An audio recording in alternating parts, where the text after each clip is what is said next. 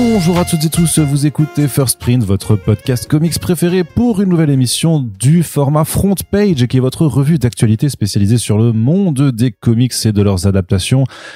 Je suis Arnaud Kikou, je ne suis pas tout seul bien entendu, puisque dans ces podcasts First Print, il y a un énergumène là, un monsieur qui tient aussi un micro, avec une coupe de cheveux approximative. Tu peux parler? C'est vrai.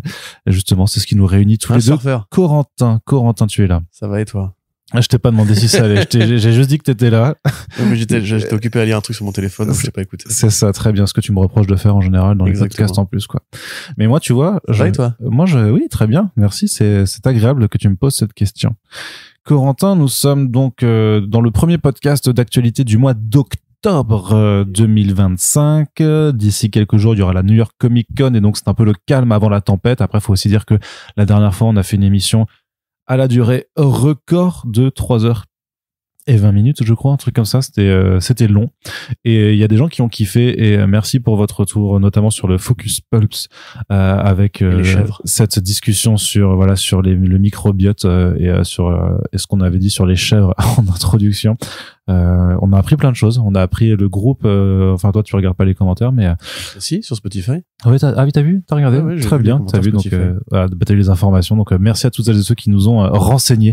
Nous sommes moins bêtes grâce à vous, et quelque part, c'est peut-être grâce à ça qu'il y aura peut-être un podcast spécialisé sur les chèvres bientôt.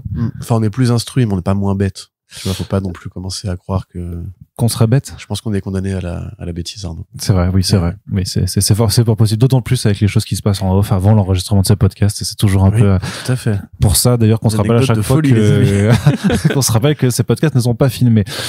Corentin, donc je disais, oui, justement, on parlait du Focus Pub, c'est pour, bien entendu, introduire notre partenaire, notre sponsor sur ces podcasts Front Page. Donc c'est Pulps, l'enseigne de comics qui a 3 boutiques sur Paris, dont une spécialisée comics, également Pulps Comics à Bordeaux, que l'on salue, et surtout un site internet sur lequel vous pouvez passer commande pour des comics en VF et en VO, et notamment dans les comics en VO, et ben il y a le Focus Pulp, ça c'est des comics VO à prix de lancement, c'est vachement bien, c'est accessible, et en plus vous serez livré si jamais vous n'êtes pas à Paris même, parce qu'ils font de la VPC dans tous les cas. On espère donc que vous y prêtez une oreille de temps en temps. N'hésitez pas à nous le faire savoir. Je m'excuse également pour le retard sur le fameux post du Q&A des auditeurs et des auditrices, puisque j'avais dit dans le dernier podcast qui serait en ligne quand le podcast serait en ligne, et je l'ai toujours pas rédigé, hein. Voilà, super. Super, bravo, super, bien aidé. Super les geekous, franchement génial. Mais ça arrive, voilà, il faut juste que je me dégage le temps. Les geekous. C'est comme les fans 12, mais les fans de moi. D'accord. Ah oui, c'est une communauté très pour moi. Oh oui, et j'allais dire encore, ma maman elle est plus là, donc c'est compliqué. Peut-être une personne. Reste ton frère et ta sœur. C'est ça. Oui, ça remarque. Ça fait deux. Peut-être que mon père n'est pas fan de moi. Allez. Donc qu'est-ce que je disais? Oui, donc ça arrive tout bientôt. Et ce sera l'occasion aussi de vous annoncer notre prochain live, où je pense qu'on fera aussi un débrief de toutes les annonces pour le First Print Awards, parce que ça aussi ça démarre incessamment sous peu. On a le parrain, on a l'affiche, on a les jurés, on a les jurés libraires, on a tout ça à vous dévoiler là pendant quelques jours tout au long du mois d'octobre, avant l'officialisation de la cérémonie, enfin la tenue de la cérémonie le 6 décembre, et je vous le dis déjà à ceux qui nous écoutent, même si ce sera annoncé d'ici quelques jours, parce que là on a signé, donc ça se passera au Club de l'Étoile à Paris, une salle de cinéma qui est bien et qui est sympa, et donc ce sera entrée libre. Il y aura un pot qu'on mettra en ligne pour pouvoir soutenir quand même les finances, parce qu'en fait on a tout avancé, et donc on mettra via Tipeee d'ailleurs, je pense qu'on le fera avec Tipeee, une cagnotte spéciale pour cette organisation, mais voilà, on reviendra là-dessus. J'avais une blague géniale à faire. T'avais une blague géniale à faire. Tu dis qu'en fait l'événement il a un parrain. Ouais. Tu l'as vu cette semaine? Non, toujours. Oui, c'est vrai. A vu le parrain? Ah oui, c'est vrai. Ça y est. C'est très beau. Franchement, franchement, voilà. Incroyable. C'est vrai que j'ai vu le parrain de First Print cette semaine. Donc Arnaud a vu le parrain. Enfin, c'est la fin du running gag. C'est ça. Bien joué. Très très bien joué. Donc Corentin, on va commencer par la partie comics. Oui. Et du côté de la VF, qu'est-ce qui se passe? Il se passe quelques petits trucs, mine de rien. Et je sais que c'est le genre de moment où j'ai les tics vocaux comme ça que tu n'aimes pas. Et donc que je vais les faire. Mais bref, il y a le les finalistes, enfin pas les finalistes, la première sélection du prix BD Fnac France Inter qui a été annoncée avec plein de grandes maisons d'édition, des Dargaud, des Dupuis, des Casterman, des Le Lombard et tout ça. Et malgré tout ça, voilà, malgré ces cadors de l'édition française qui sont présents là-dedans, eh bien il y a 2 maisons d'édition spécialisées en comics qui sont présentes. La première, c'est 404 Graphiques pour l'album Au-dedans de Will McPhail, qui est déjà lauréat du prix ACBD Comics de la critique, qui à mon avis aura également une sélection pour le Grand Prix le Grand Prix de la critique ACBD, mais j'allais penser aussi à Angoulême. J'imagine qu'il aura une sélection à Angoulême. Ce serait quand même très surprenant qu'il n'en ait pas une. Est-ce qu'on le retrouvera dans les First Print Awards? Peut-être. Je n'en sais rien. Ça dépendra pas que de nous, puisque, comme on vous l'a dit, il y a des jurys avec nous, donc ils peuvent complètement contrebalancer nos propres appréciations. Mais en tout cas, ça fait plaisir parce qu'on en a dit beaucoup de bien de cet album, parce qu'on l'a beaucoup aimé. Il y a toujours une interview de Will McPhail qui est présente sur First Print. D'ailleurs, il sera présent à Quai des Bulles d'ici la fin du mois. Je pense que moi, j'irai le réinterviewer. Alors pas sur Au-dedans, parce qu'il a pas sorti grand-chose. Enfin, il a pas sorti d'album depuis. Mais en fait, il a un recueil de ses dessins de presse. Avec des pigeons et des rats et tout ça, et je pense que j'irai l'interroger là-dessus tant qu'à faire. Voilà, parce que c'est juste quelqu'un de fort sympathique, et donc ça fait plaisir de voir quand même un album vraiment de BD anglophone présent parmi tous ces monstres de la BD franco-belge. Mais l'autre sélection qui fait aussi plaisir, eh bien, c'est le fait que Comics Initiative est présent également. Comics Initiative, une maison d'édition que vous connaissez très bien a priori si vous nous écoutez, puisqu'on en parle quand même souvent, notamment parce qu'ils font tous leurs projets par financement participatif. C'est une maison d'édition qui est totalement indépendante, et en fait ils ont sorti ils font des comics, mais ils font aussi de la création originale. On en a déjà aussi souvent parlé, sauf effectivement que l'ouvrage là qui est nommé, c'est un des rares en fait où on a, et je m'en excuse, j'ai complètement oublié de vous en parler alors que je l'ai moi-même soutenu pourtant. Ça s'appelle, alors, et du coup pour le coup j'ai reçu le bouquin, je l'ai pas encore découvert, donc je peux même pas vous dire est-ce que c'est mérité ou pas, mais c'est quand même un ouvrage dans sa présentation qui était tout à fait atypique, parce que ça s'appelle L'Orfèvre. C'est écrit et illustré par un monsieur qui s'appelle Aurélien Loz, et en fait c'est un album qui se lit dans les deux sens, puisqu'en fait c'est une boucle, l'histoire forme une boucle, et c'est fait de façon, enfin vraiment le dessin est est vraiment super travaillé, super détaillé. Il y a plein, enfin voilà, c'est un album de BD indépendante et expérimentale, vraiment dans le premier sens du terme, et j'imagine qu'il a plu à pas mal de gens et de libraires pour se retrouver dans cette première sélection. Donc les finalistes seront annoncé début décembre, et d'ici là en fait si vous allez sur le site de la Fnac, vous pouvez tenter de participer pour devenir membre du jury. Ils vous poseront plein de questions, et notamment combien de BD vous lisez, combien hors manga, et pas combien de comics vous lisez. Voilà, c'est qui est le plus fort entre Batman et Black Panther. C'est Black Panther bien entendu.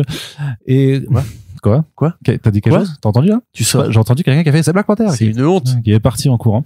Et donc voilà, vous pouvez toujours tenter, et puis on verra bien si l'un de ces deux albums que nous soutenons activement pourra arriver au moins dans les finalistes qui seront annoncés le 6 décembre 2024. Donc ça c'est du côté juste des prix en cours. Du côté des expositions aussi pour l'événementiel, je crois qu'on l'avait déjà dit, mais juste pour rappel, si vous avez aimé Bird King, qui est sorti aux Humanoïdes Associés, il y a une exposition à la galerie HT$ avec Chrome, enfin avec des planches de Chrome qui seront exposées. C'est du 11 ça dure une semaine là, du 11 au 19 octobre, quelque chose comme ça. Et en l'occurrence, Chrome sera présent à la galerie le 11 octobre, c'est-à-dire aujourd'hui à l'heure où ce podcast est mis en ligne.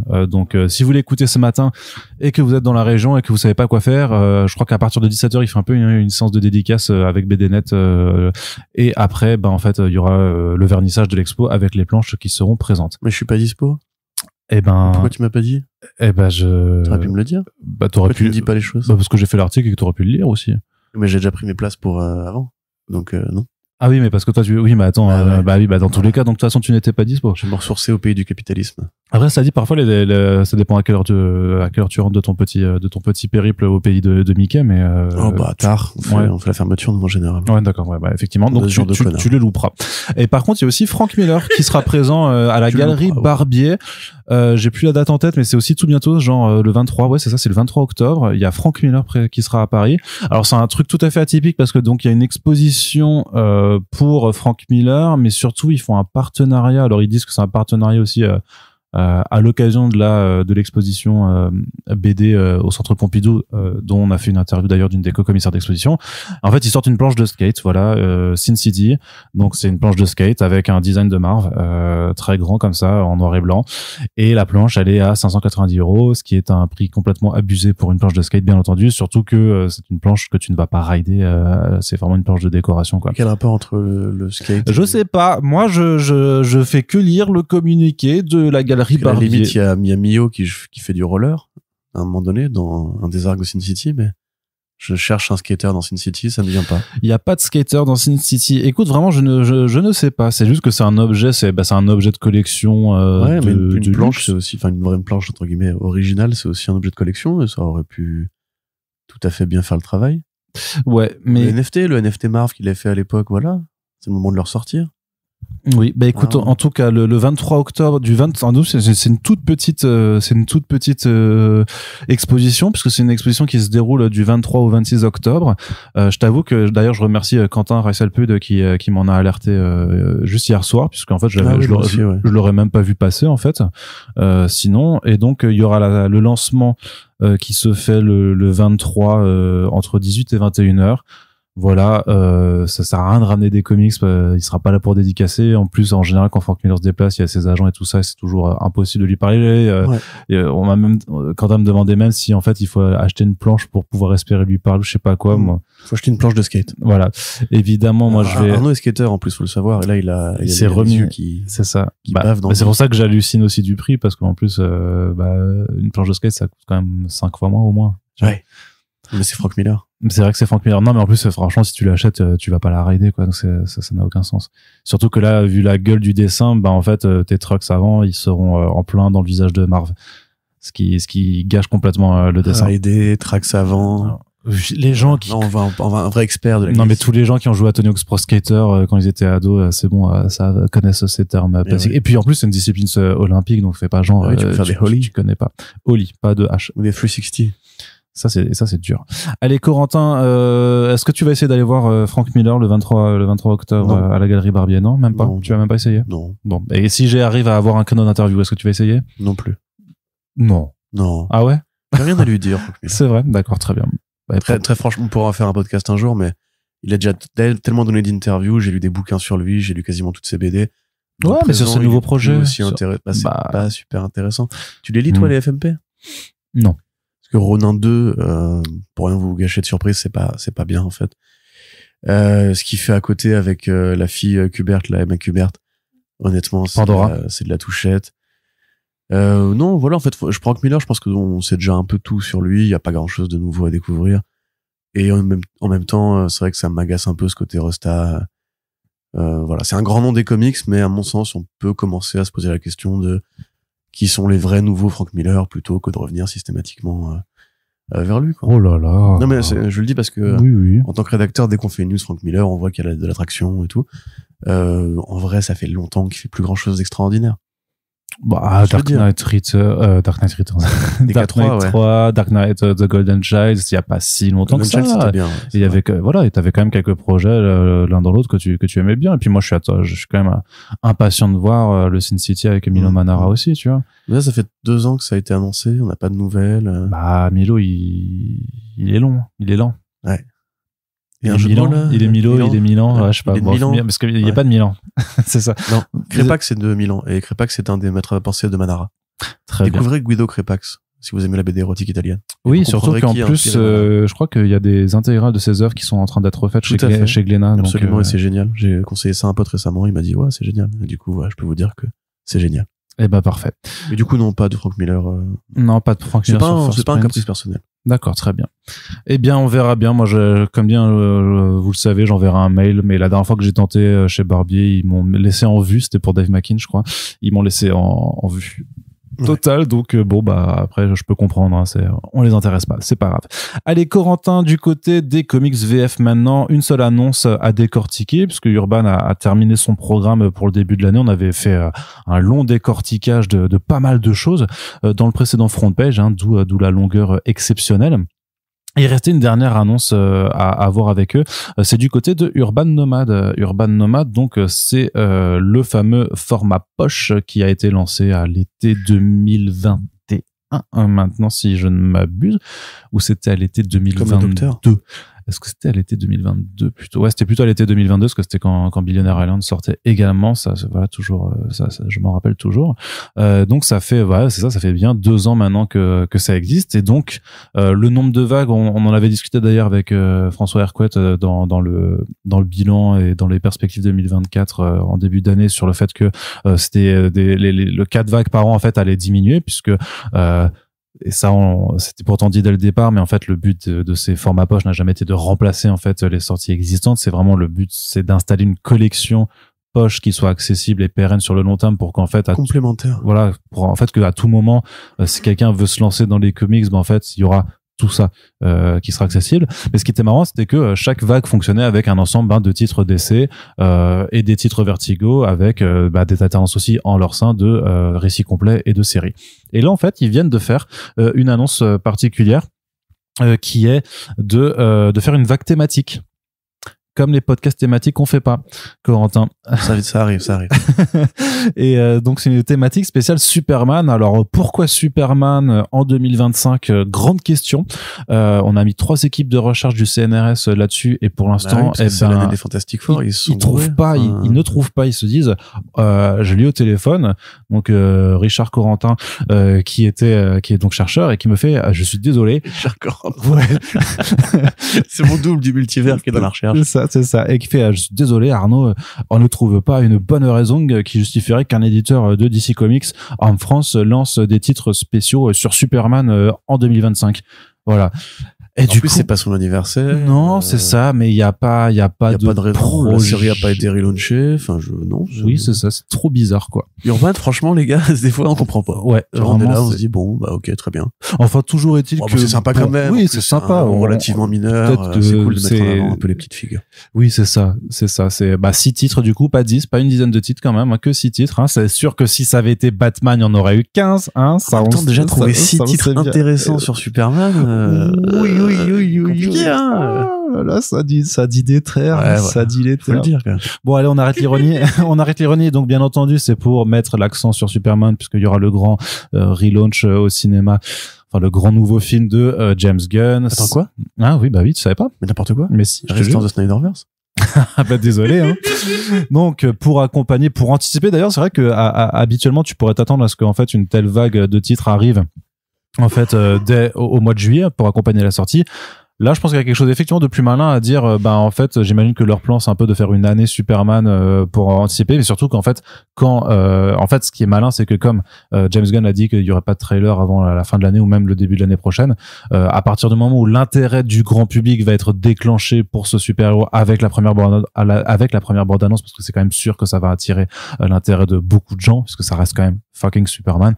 Les bouquins seront déjà là, en fait. En tout cas, les 6 bouquins seront déjà là. Et parmi ces bouquins, il y a grosso modo, c'est que des bonnes choses, j'ai envie de dire, puisque t'as le Superman les origines, donc qui reprend Superman Birthright de Mark Waid et Leinil Francis Yu. Ouais, ça c'est bien. C'est très bien, effectivement. C'est probablement l'une des parce qu'il y a plusieurs bouquins d'origine sur Superman. Oui, t'as aussi celui de Geoff Johns. Identité secrète. C'est un peu en général au choix du joueur. Superman est végétarien dans Birthright. C'est important de le signaler. Oh non, encore un délire wokiste. Oui. Alors que ça a été écrit il y a 20 ans. Mais c'est hyper bien pour le coup. C'est pas l'origine canonique, mais elle est hyper bien. Il y a aussi Superman Identité secrète de Kurt Busiek et Stuart Immonen. Classic shit, l'un des plus grands albums de tous les temps de l'histoire des comics des super-héros. Voilà.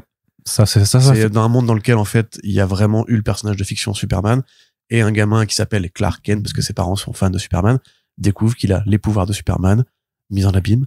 Ce qu'il a fait aussi avec Créature de la Nuit. Ouais. C'est brillant, c'est génial. Et toute l'écriture de Kurt Busiek par rapport à son rapport méta à la fiction, c'est extratraordinaire. Voilà. Pourtant, l'idée est toute bête, hein, mais c'est vraiment merveilleux. C'est ça. C'est vraiment l'histoire de Superboy Prime, mais s'il est gentil, quoi. Exactement. Tu vois. Et donc ça, c'est très très bien aussi. Superman American Alien de Max Landis. Et ben alors c'est pas mal. Le problème étant que son scénariste est un peu un enfoiré de mec toxique qui aurait agressé une meuf, qui a agressé une meuf. Max Landis, c'est le fils de John Landis, qui est le scénariste de Chronicle et personnalité qui donc du coup est tombée vraiment sous le coup d'accusations de violences sexuelles. Quelques années après avoir écrit je pense ce bouquin qu'on avait à l'époque porté au nu en disant waouh putain c'était génial, ouais. Une vraie bonne anthologie Superman qui pareil revient aux origines mais traite vraiment Clark comme un jeune homme qui se cherche et qui passe par différentes étapes avec différents artistes. C'est malheureusement une bonne BD. On rappelle que encore une fois les scénaristes sous contrat chez DC ne touchent pas de royalties sur les ventes et surtout pas sur les ventes françaises. Si vous voulez découvrir plutôt pas sur les ventes françaises que sur les ventes américaines, je pense que c'est plus compliqué. Si, c'est plus compliqué. Ils touchent des royalties quand même. J'ai fait cet article-là à l'époque, mais voilà. Vous pouvez découvrir l'album en le déconnectant de son scénariste qui de toute façon n'a plus de carrière depuis ces accusations. Donc voilà. Ça reste une bonne BD. Ouais, de toute façon, ce genre de décorrélation et tout ça sera toujours plus compliqué à faire aussi quand à un moment, il y aura Sandman saison 2 qui sortira. Ça va être tout un bordel aussi pour réaborder tout ce genre de choses. En tout cas, il y a aussi Superman Up in the Sky, un titre un peu plus récent de Tom King et Andy Kubert, qui était sorti. C'était, en fait, ça faisait partie de ces titres qui avaient été planifiés au départ par DC Comics pour leur magazine Walmart. Ah, celui où il fait de la boxe, là? Mm-hmm.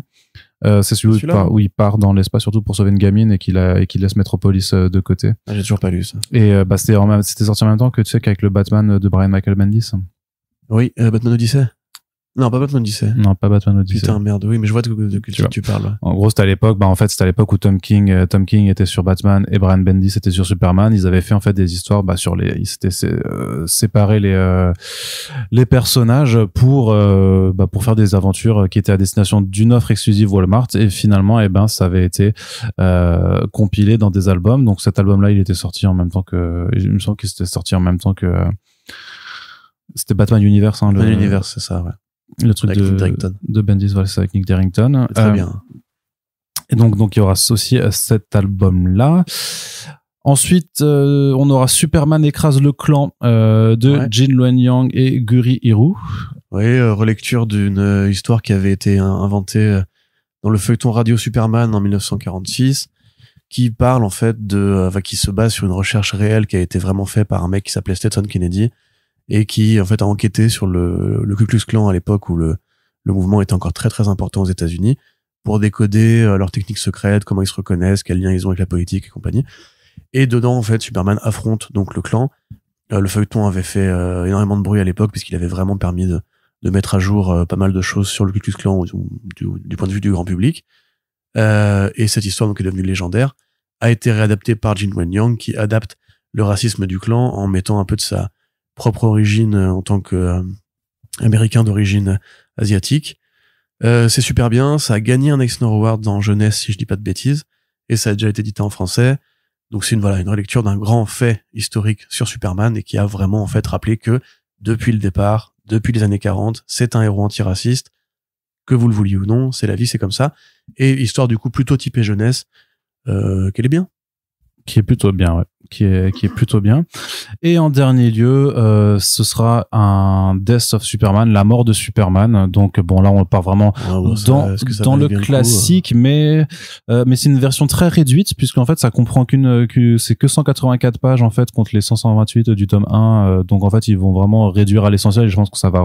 Je connais plus par cœur le contenu des numéros, mais c'est marqué, c'est qu'il y a Superman, The Man of Steel 18-19, GLA 69, Superman 74, 75 et Adventures of Superman 497 ainsi que Action Comics 684, ce qui nous rappelle qu'il y a eu une époque où il y avait 4 titres Superman différents quand même. C'était quand même une autre époque, hein.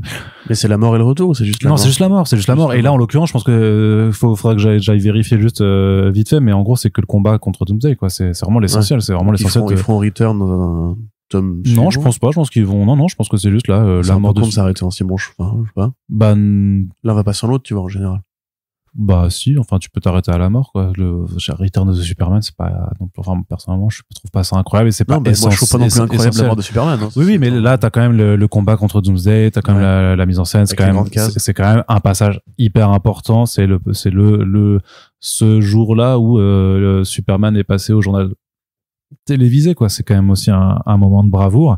Mais comme dit, ils en font une version réduite, ce qui est un petit peu dommage parce qu'en fait, les tomes de l'édition normale, il y en a, je crois qu'on les trouve plus forcément, qui sont super difficiles d'accès. Donc, peut-être qu'il faudra mais d'ailleurs, en fait, peut-être que le récit complet sera réédité justement pour que ceux qui ont apprécié ça se disent, bon, bah, en fait, je veux la version plus, quoi. Ceci étant, c'est quand même pas la plus indispensable ou même la plus perméable des lectures qui sont dans cette collection. Non, effectivement, mais je pense que ça, après, il y a avec une couverture bien choisie, le pitch et tout, ça peut intéresser. Le drapeau avec la cape, voilà, monticule comme d'habitude. Ça peut intéresser justement un grand public, des gens qui connaissent pas trop et qui se disent, voilà, c'est un morceau historique de l'histoire de Superman, ça peut être sympa, quoi. Mais par contre, ce qu'on remarque surtout, et c'est peut-être là, et ça c'est une place pour un débat un petit peu plus long peut-être, c'est que il y a une nouvelle augmentation de prix qui touchera cette vague Urban Nomad, et Urban Nomad de façon générale, mais alors il y a pas, on a déjà demandé à l'éditeur qui nous a confirmé qu'il y aurait pas d'autres augmentations sur le reste des titres, mais un peu comme les Marvel Must-Have avant chez Panini, en fait, bah forcément c'est les titres qui sont présentés à plus bas prix qui subissent généralement le plus rapidement les mesures d'augmentation de prix, puisqu'en fait là ce qu'on a, c'est que en gros les récits les plus petits, là, de 176 pages, ils seront proposés à 8,90 et le récit le plus, ensuite l'autre prix ce sera 10,90 pour zut, je suis en train de 200 pages. De me perdre. Non, pour plus de 240 pages en fait, parce que le Ku Klux Klan, là, le Superman écrase le clan, il sera à 10,90. Ce qu'il a du coup en plus un peu dommage, enfin pas dommage, mais disons que le comparatif avec l'autre édition qui était en Urban Kids qui était à 11 € en fait, bah là t'as 10 centimes de différence. Ouais, mais par contre, et c'est là que les gens seront sûrement le plus un peu crispé, c'est que le bouquin Birthright, Superman Birthright de Mark Waid, c'est 344 pages et il passe à 13,90. Et donc là, tu te rapproches en fait de plus en plus des prix des albums normaux. Bah oui et non, puisque tout augmente. Donc de fait, le décalage se déplace aussi, tu vois. Quand même, tu passes ouais. Après, c'est quoi, c'est 18 balles le Urban classique? Non, pas encore. Non, tu peux, enfin, je crois pas. Non, bah, le 6 numéros.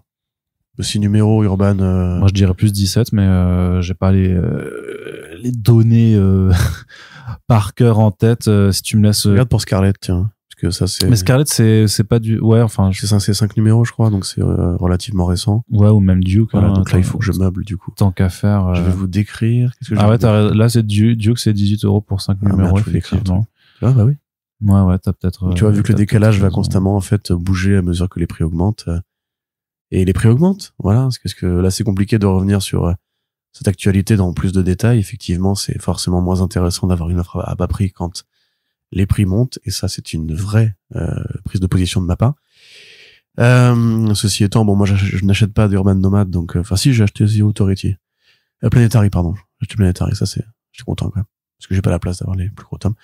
Mais ouais, non, bon, tant que l'offre entre guillemets d'entrée de jeu reste à ce tarif-là, peut-être que ce sera plus intéressant justement d'avoir des récits plus courts en nomade et de garder justement les plus gros trucs, parce que pareil, je vais pas encore une fois me répéter, mais des œuvres comme Birthright ou La mort de Superman, pour moi, ça a un intérêt à être lu en grand format. Voilà. Surtout pour La mort de Superman, si justement c'est une version un peu amoindrie ou allégée, autant rééditer entre guillemets l'omnibus, enfin le deluxe qu'ils avaient fait auparavant. Le DC essentiel. Parce que même si pour moi c'est pas en fait un grand moment de l'histoire de Superman, c'est quand même un truc qui reste un témoin de son époque et qui justement se compile de plein de tie-in, de plein de comment dirais-je, de la logique d'univers partagé qui fait que toutes les séries étaient impactées à ce moment-là. Ouais, préférer peut-être les trucs les plus courts dans ce cas-là. Voilà, c'est sûr. Après, c'est juste que en fait, ça Urban Nomad paye le prix de son offre trop attractive, en fait, où ils ont été très très attractifs à son début, parce qu'en fait, tu regardes qu'un album comme celui de La Cour des Hiboux, le tome 1, est à 5,90 pour une pagination qui, du coup, en janvier 2025, sera à 8,90. Donc, ça fait en l'espace de 2 ans et quelques, plus 3 € d'augmentation. Donc, forcément, t'as un impact psychologique qui peut paraître plus important. Et en même temps, et c'est juste là-dessus que moi je voulais aussi y aller, c'est que, et c'est ce que je disais un petit peu avant, c'est que le but de Urban Nomad, des formats poche, n'a jamais été de remplacer. C'est une alternative, c'est une autre proposition, notamment pour découvrir découvrir certains classiques. En fait, c'est vraiment pour moi une façon de constituer, ouais, c'est ça, cette collection, un peu cette bibliothèque de classiques à petit prix. Mais par contre, pour tous les autres récits, et pourtant parfois il y aura des chefs-d'œuvre aussi dans un format normal. Mais le but, ça n'a jamais été d'attendre que en fait votre bouquin préféré finisse par arriver en poche, parce que à mon sens, ça c'est un autre débat. Non, mais ça y participe là-dedans, parce que tu vois déjà dans les commentaires, ah mais oui, mais la promesse de départ elle est plus respectée, tout ça, mais en fait la promesse a jamais été de remplacer toute non, mais c'était une alternative à petit prix, oui. Petit format, petit prix. Si tu passes au-dessus du seuil de 14 €, et ça va continuer à augmenter. Je pense que vraiment pour le coup au-dessus de 14 ça passe vraiment. Combien d'années qu'on dit ça va pas augmenter, et ça augmente, tu vois. Alors je suis d'accord, mais rappelle-toi, les éditeurs, ils sont toujours là à te dire oui, promis, t'inquiète et tout. En définitive, on s'en aperçoit. On en a parlé pour le must-have, tu vois. Le must-have, pour moi, c'est pareil, c'est le même problème. Ouais, mais rappelle-toi, je crois que le must-have au lancement, il me semble que c'était 14,90, non, les plus bas. Ouais. Et là, tu vois, c'est pour ça que si tu passes cette barre du 14 €, en fait, le 15 €, tu le touches, et là t'es en mode ah ouais, ok, en fait c'est le prix que coûtait Urban quand ils sont arrivés sur le marché pour leurs 6 numéros. Et là, du coup, mécaniquement, les lecteurs n'ont pas non plus une mémoire de poisson rouge. Ça finit par chiffrer, effectivement. Non, si, quand même, attends, genre 15 €, c'est un palier symbolique, tu vois. Ceci étant, sur les réseaux, on voit que les fans de manga se plaignent aussi de l'augmentation, alors que eux, ils restent largement sous le seuil des 10 €. Donc en fait, ça veut dire que quand un public a une habitude de consommation, quelle qu'elle soit, dès que les prix augmentent, ça rouspète, et c'est bien normal et naturel. Surtout qu'on n'est pas... Enfin, je veux dire, le pouvoir d'achat a pas augmenté spécialement. C'est ça, les salaires n'augmentent pas aussi, en fait. Le problème, c'est que ça suit pas, en fait. Et puis au-delà de ça, enfin, je veux dire, Enfin, j'allais faire une parabole politique, évidemment, mais... Ah non, il y en a marre, pas de politique dans First Print. Il y a un contexte, entre guillemets, où particulièrement en France, on nous fait quand même les poches de plus en plus pour tout et pour rien. On perd des droits, des aides régulièrement, ça ne va pas s'améliorer. Je suis désolé les gars, on a voté, mais ça ne servi à rien. Donc c'est aussi contextualisé dans un moment, tu vois. Si là l'économie elle est bien, si on avait une augmentation du SMIC, des conneries comme ça, qu'on n'était pas à se battre pour la sécu et compagnie, les APL, les gens, je pense, auraient pas de mal à se dire, ok, le prix du papier augmente, la crise de matières premières, on peut compenser ça avec le fait que c'est un loisir, etc. Mais là, en fait, ça tire des deux côtés. En fait, ça tire sur notre mode de vie à nous qui est en train de baisser parce qu'on n'est pas assez riche pour échapper à l'impôt, pas assez pauvre pour avoir droit à des aides. Enfin, tu vois, la fameuse classe moyenne qui se fait tirer de tous les côtés. Et les prix des loisirs essentiels, comme le cinéma, comme la BD. Bon, la musique un peu moins, comme le streaming. Tout augmente, en fait, en ce moment. Et les billets de concert ont bien augmenté aussi. Hein. À un moment donné, tu vois, tu sais que tu peux râler sur Urban Comics, ça aura plus d'efficacité, entre guillemets, irrationnelle, que de râler sur Netflix, parce que les gens, ils râlent quand Netflix augmente ses prix ou casse les couilles aux mecs qui partagent les mots de passe, mais ils savent très bien que ça n'aura aucun impact, aucun effet. Alors que quand c'est une plus petite boîte, en fait, les rapports de proximité sont plus établis, tu crois qu'en fait c'est ton pote, l'éditeur, et que tu peux te permettre de mal lui parler. Et là, du coup, tu te sens plus trahi quand les prix augmentent. Ce qui, pour moi, c'est pas rationnel, c'est pas logique, je pense que si Urban se disait, mettons tous les bouquins à 10 € et forcément ça va marcher, etc. En vrai, la boîte fermerait demain et voilà. Enfin, ça coûte. Moi, ce que j'essaie d'expliquer ça aux gens par rapport au cinéma. Tu viens d'adhérer à la théorie de la valeur perçue, là. Non, je pense que pour moi, il y a un problème avec les prix. Par contre, si tout le marché prend cette direction, y compris le manga qui marche bien, je pense qu'il faut qu'on accepte l'idée il marche quand même beaucoup moins bien. Il y a une crise, en fait, qui ne peut pas être résorbée par la volonté individuelle. En revanche, une fois que la crise sera passée, il faudra qu'on se pose la question de baisser les prix pour attirer un nouveau public. Comme c'est le principe, en fait, des Urban Nomades, hein. Ils comprennent quand même que quand tu mets des albums qui coûtent un peu moins cher sur le marché, étonnamment, les gens les achètent.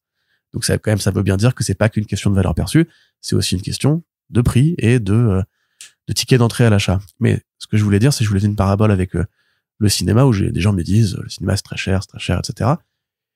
Et t'as envie de leur répondre oui, c'est vrai que c'est cher, mais en même temps, tu peux pas juste croire que tu vas pouvoir payer tes films 3 € et que le cinéma, enfin l'industrie du cinéma, va pouvoir tenir avec tes 3 € multipliés par le nombre de gens qui vont vraiment voir les films au cinéma. En vérité, ça coûte de l'argent de faire de la BD, ça coûte de l'argent de faire des films, ça coûte de l'argent d'avoir des plateformes de streaming. Et pour rappel, elles tournent à perte, hein, parce que l'idée que on a un abonnement et que ça roule tout seul, vous voyez bien, avec 10 € par mois, je peux voir 40 000 films et compagnie, ça marche pas, ce système. Tout ça, c'est des grands mensonges. On nous a vendu, en fait, l'idée que tout allait baisser et compagnie. C'est de la connerie. Et dans le jeu vidéo, ça arrivera aussi quand ils auront réussi à monétiser leurs offres d'abonnement. ce sera aussi de la connerie, ça engendrera d'autres crises et compagnie. En fait, il faut payer. Tu joues pas beaucoup aux jeux vidéo, toi?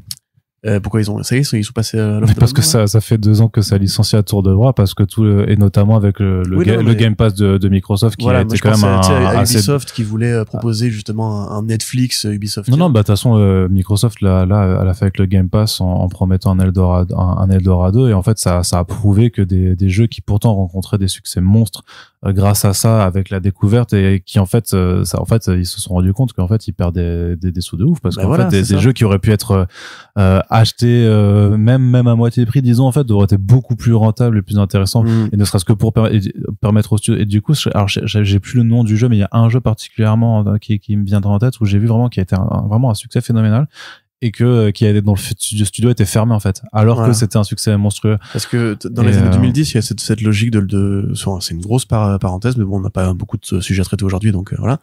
Bah, de rien, attends, parce qu'il y a Rob Liefeld après. Dans les années 2010, en fait, il y avait toute cette logique du service, et qui venait d'ailleurs en partie du jeu vidéo, du système des MMO et compagnie, de Steam, de Spotify, et tout le monde disait c'est le service qui est l'avenir, c'est le démat qui est l'avenir. Et en fait, beaucoup de groupes commencent à revenir de ça, et tous les mecs qui vous ont dit ça, en fait, c'était juste des abrutis. En fait, non, il faut qu'il y ait un mec qui aille à la caisse, qui paye son produit, que ce soit un film, que ce soit un CD, que ce soit un album de BD ou un roman, parce qu'en fait, non, l'offre du service tout seul, qu'on offre à bas prix pour justement attirer le chaland avant de monter les prix, ça ne marche pas. Tout ça pour dire que, à mon avis, si effectivement on devait être un jour au bout de la crise, il faudra se poser la question justement de revenir un peu en arrière ou de tamiser un peu la dose avec d'autres offres comme les must-have du futur, mais ça, comme les Urban Blast ou quoi, tu vois. Ça s'est jamais vu un retour en arrière. Bah après, si tu veux, les boîtes, ça reste ils ont toujours des objectifs de croissance. Il faut trouver des façons. Non, mais je veux dire, si tu regardes vraiment historiquement, le prix du CD a jamais rebaissé. Je dis pas que le prix va baisser. Je te dis que justement l'apparition d'un nomade du futur où on aurait encore trouvé une variation pour.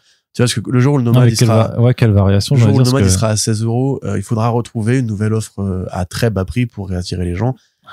Comme les Marvelverse, tu vois, de Panini, par exemple, ou le kiosque qui pourrait revenir. Marvelverse qui est au même format que le poche, d'ailleurs, en plus, hein. Tu vois, c'est ça. C'est 15-21. En fait, c'était déjà des poches avant les poches, quoi. À un moment donné, en fait, si tout augmente, il faudra encore une fois se poser la question de revenir vers une offre à bas prix. Alors, moi, je suis pas éditeur, hein, mais je pense que ça, c'est une problématique qui, n'est pas juste du fait d'Urban Comics, mais c'est cyclique, en fait. De toute façon, les prix, ça augmente, puis ça baisse, ça augmente, puis ça baisse. Là, actuellement, on est dans la phase d'augmentation. Non, mais, ça baisse pas. J'ai dit ça baisse pas. Le prix facial de ton album de luxe Panini et compagnie, il baissera pas, mais en valeur, ils vont trouver des produits ou des compléments de produits qui feront en sorte que on revienne à une masse d'équilibre. Et c'est pareil justement pour le jeu vidéo. À une époque, les prix ont beaucoup augmenté, et c'est là que le marché indépendant est arrivé, parce que justement, pour ceux qui voulaient jouer, qui avaient beaucoup moins d'argent, des produits sont apparus sur le marché où tu pouvais justement jouer pour des jeux à 15 €, etc. Des jeux indés, quoi. Voilà, et le marché global du jeu vidéo a vu du coup ses prix s'équilibrer à ce moment-là. On peut imaginer que ce sera pareil pour la BD, et à mon sens, les initiatives comme Nomad ou comme Must-Have, pour moi c'était une connerie depuis le départ, mais il y a un intérêt effectivement à se poser ces questions-là maintenant, parce que je répète que le comics moyen qui est à 20 € sur ta série 6 numéros Marvel DC Image, c'est pas du tout tenable pour intéresser de nouveaux lecteurs. Et en croissance de volume, de gens qui achètent vraiment des BD, c'est un peu les mêmes personnes depuis 10 ans, et ça a pas non plus cru tant que ça, malgré tous les efforts qui ont été faits. Donc, à mon avis, un jour, ces gens-là, ils vont mourir ou ils vont se lasser. Et il faudra se trouver des façons de créer de nouveaux lecteurs. Pourquoi je m'entends dans tes paroles? Je sais pas. Parce que c'est beaucoup de choses que j'ai déjà dites au final, mais. Tu dis pas que des conneries. C'est vrai, mais c'est bien de m'adouber là-dessus. Non, mais après, c'est aussi cette problématique justement de cette obsession du nouveau lecteur qui, à mon sens, est peut-être le mauvais point de focal, en fait. Que, en fait, l'intérêt, justement, c'est pas forcément d'aller chercher absolument des nouveaux lecteurs, qui peuvent être même par définition très volages, en fait, et ne s'intéresser que par une offre de produits d'appel, comme on l'a vu avec les collections Petit Prix, en fait. Les collections Petit Prix et la façon dont elles ont été arrêtées au final 2-3 ans après leur lancement vraiment poussé, c'est que, en fait, ces nouveaux lecteurs-là n'étaient que ils papillonnaient, en fait. Ils voyaient un petit truc, voilà, très très bas prix, ponctuellement, ça leur donnait leur petit truc, et ça n'a jamais suffi à les intéresser.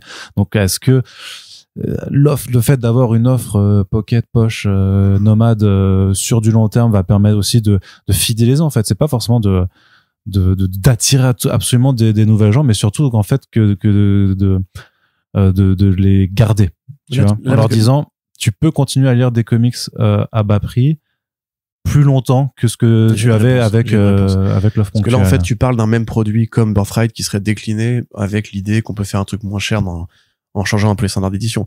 Moi quand je te parle de nouveaux lecteurs, je te parle de ce qui a été fait avec Urban Blast par exemple, pour aller conquérir des jeunes, ou alors avec les comics plus féminins, on va dire, avec des gros guillemets, des romans graphiques ou justement du gender my comics. Non mais il y a quand même une réalité que c'est ce qu'avait dit Steven Sejic, tu vois, justement, c'est que le genre super-héros il s'est intéressé à une démographie particulière. Tu peux imaginer, c'est ce que fait DC Comics, décliner ça avec des gens qui ne liraient pas de comics parce que ça leur parle pas au niveau des codes, et tu crées des Harley Quinn Breaking Glass, et tu crées des j'ai plus l'exemple en tête là, tu vois, mais toute la collection qu'ils avaient essayé de faire à un moment donné avec les Urban Link, c'était pas inintéressant non plus. Comme tu peux imaginer, d'ailleurs ça existe aussi, les comics de super-héros pour les tout petits, ou bien même les mangas de super-héros qui commencent à arriver aussi. Ouais, mais tu parles que de trucs qui existent déjà au final, ouais, c'est ça. Oui, parce que Urban Kid, ça faisait 10 ans. Et en fait, je pense que c'est ces produits-là aussi qui deviendront après une offre de séduction, pas forcément pour tous les comics, mais pour l'imaginaire super-héros, et que, en fait, les boîtes qui font déjà ce truc-là, elles vont se dire, OK, pour les lecteurs comme toi et moi, il restera l'album à 30 balles, dans 10 ans, et à côté, on aura trouvé, en fait, cette alternative-là pour que, encore une fois, il y ait un peu pour tout le monde. Et c'est encore un peu lent à se développer, j'ai l'impression, surtout au niveau de la jeunesse. Mais Blast, c'est pas inintéressant, tu vois, comme tentative. Ouais, mais après, c'est juste aussi de la façon dont, et après, là, on va fermer la parenthèse parce que ça ira dans des considérations beaucoup plus longues et qu'il faudrait aussi aller, enfin, c'est des choses qui se parlent aussi avec des libraires, en fait, tout simplement, parce que c'est la question du rayonnage et du placement, en fait, de certains bouquins dans les rayons. Et de toute façon, on voit bien, de toute façon, que plein de choses sont faites, en fait. Il faudrait presque faire un dossier là-dessus, de voir comment, en fait, le comics essaye de s'imposer ou de se mettre en valeur, que ce soit alors avec les collections, avec les différents types de primes, avec les différents types de formats aussi, avec les différents types d'appareillage en fait qui entourent les albums et qui essayent en fait d'aller chercher les lecteurs en fait qui ne sont pas là. Et d'ailleurs même il y a même toute cette notion de qu'est-ce qu'on entend par nouveaux lecteurs. Est-ce qu'on parle vraiment de gens qui n'ont jamais rien lu et qui d'un coup se réveilleraient en se disant paf, j'ai envie de lire des comics, ou plutôt de gens en fait qui lisent déjà de la BD, qui vont dans des librairies et qui là par contre se disent ah bah tiens, j'ai jamais essayé de comics et je vais aller essayer. À mon sens, tout ce qui est poche et tout ça en fait c'est pour aller chercher des gens qui lisent déjà et juste qui sont pas allés dans s'intéresser vraiment aux comics là, alors que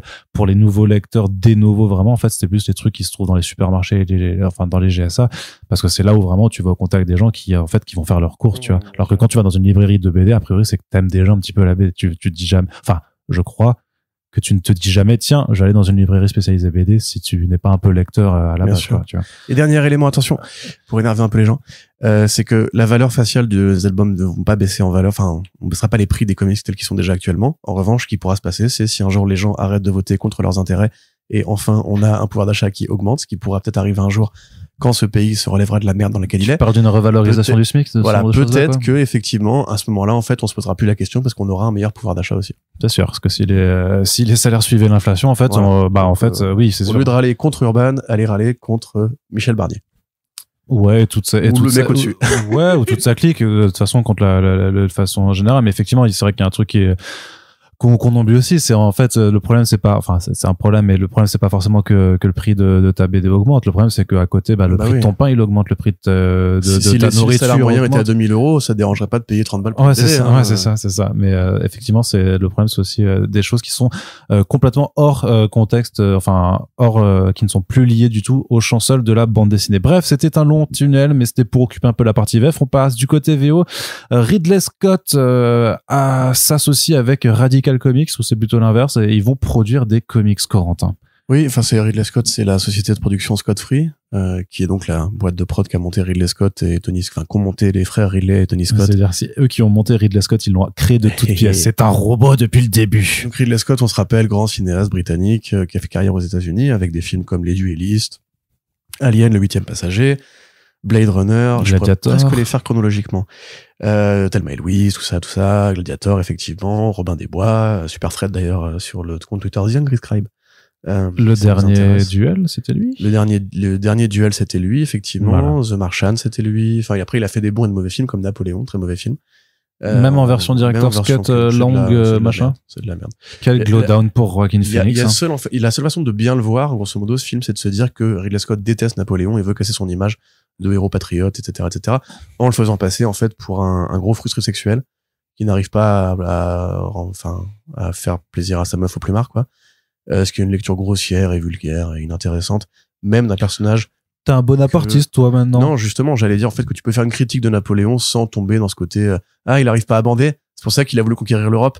Et t'as envie de dire, ouais. Chose qui s'applique aussi à Macron. Mais Macron, il a quelque part sa Joséphine à lui, tu vois. Il a une femme plus âgée, qui lui sert de guide spirituel et tout. Et clairement, il a des problèmes à compenser, de frustration qui font qu'il veut, après, moi, je pense que qu'il veut dominer tout le monde, quoi. La cocaïne, du coup, Macron est un vrai problème psychique. Moi, je pense qu'il a déjà énervé assez de gens de droite aujourd'hui, Arnaud. Mais les gens de droite ne nous écoutent pas, si, moi, j'ai envie d'y croire. Je pense qu'il y a des gens de droite qui votent parce qu'ils ont des convictions de droite, mais qui sont ouverts d'esprit, qui arrivent parce qu'ils aiment bien la BD à nous supporter, malgré nos digressions. Et je pense que c'est pour ça que tu reçois encore des DM de gens qui se plaignent. C'est parce que les mecs continuent à nous écouter, même s'ils aiment pas notre prise de parti politique. Ceci étant, donc, Ridley Scott, grand fan de BD, grand fan de Moebius. On sait toutes les idées qu'il a prises à Moebius dans Alien et dans Blade Runner. Et Giger, ouais. Giger, c'est encore autre chose. Giger a créé l'esthétique de Alien, mais comment dirais-je, lui abordait Alien comme une parabole sur Métal Hurlant, en fait. C'est un gros fan de Métal Hurlant, de Moebius et de Drouillet. Et dans Blade Runner, en fait, il l'a dit volontairement, c'est très inspiré par The Long Tomorrow, qui est une BD de Moebius et de Dan O'Bannon, le scénariste de Alien. Tout est lié, la boucle est bouclée.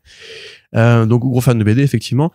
Il s'est associé à une boîte qui s'appelle Radical Comics et une entreprise qui s'appelle Mechanical Cakes, qui sera un peu la tagline de cette espèce de, pas d'univers, parce que c'est pas un univers, mais. Bon, d'un côté, une boîte qui fait des comics radicaux, et de l'autre, des gâteaux en ferraille. Exactement. Okay. Alors, on a quelques titres, on a quelques noms. C'est que Dan Panosian et Bill Sienkiewicz font partie de l'équation. Ce qui est pas mal. Sienkiewicz qui a pas de problème à signer des chèques, à prendre des chèques pour des produits de commande. On l'avait vu avec le faux roman de Stan Lee, là, dont j'ai oublié le nom. Je suis désolé, j'ai pas tous les détails en tête, mais Stan Lee aurait signé un pitch de roman. Oui, je m'en rappelle. Qui a été complété après sa mort et adapté en comics ensuite. Et il y avait déjà Sienkiewicz qui faisait les 15 à 20 pages d'intro. Dan Panosian, donc, de Alice, in Slumberland, je crois. In Wonderland, je sais plus. Enfin, c'était une version de Alice un peu plus barge et Dan Panosian qui a aussi fait Canary avec Scott Snyder. Oui, il faut qu'on en parle. Oui. Parce que c'est pas terrible.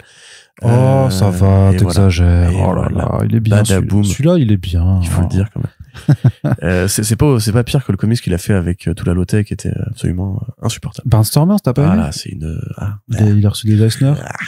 Mais parce que Tula Lotte, elle a la baraka, je sais pas comment elle fait, parce que moi je supporte pas son coup de crayon. Ah ouais, j'avoue que c'est vraiment c'est physique pour toi. C'est trop figé, c'est trop concept art, c'est trop numérique, c'est pas bien. Okay. Respect Tula, néanmoins, je suis sûr que t'es quelqu'un de très sympathique. Donc arrête de me faire perdre mon idée. Donc on a 3 pitchs. Motteville, qui est une ville dans laquelle en fait c'est une ville qui a été fondée par des humains IA. Alors on sait pas exactement s'il s'agit d'IA qui sont devenus des humains ou d'humains qui sont devenus des IA à force de côtoyer ces algorithmes, on sait pas du tout. On a Hyde, qui est la suite de Dr. Jekyll et Mr. Hyde. Et on a un 3e projet dont on n'a pas de scénario, de synopsis, je crois, très affirmé. 3 romans graphiques, donc, pour l'instant, ni visuel, ni dispatch réel des équipes créatives.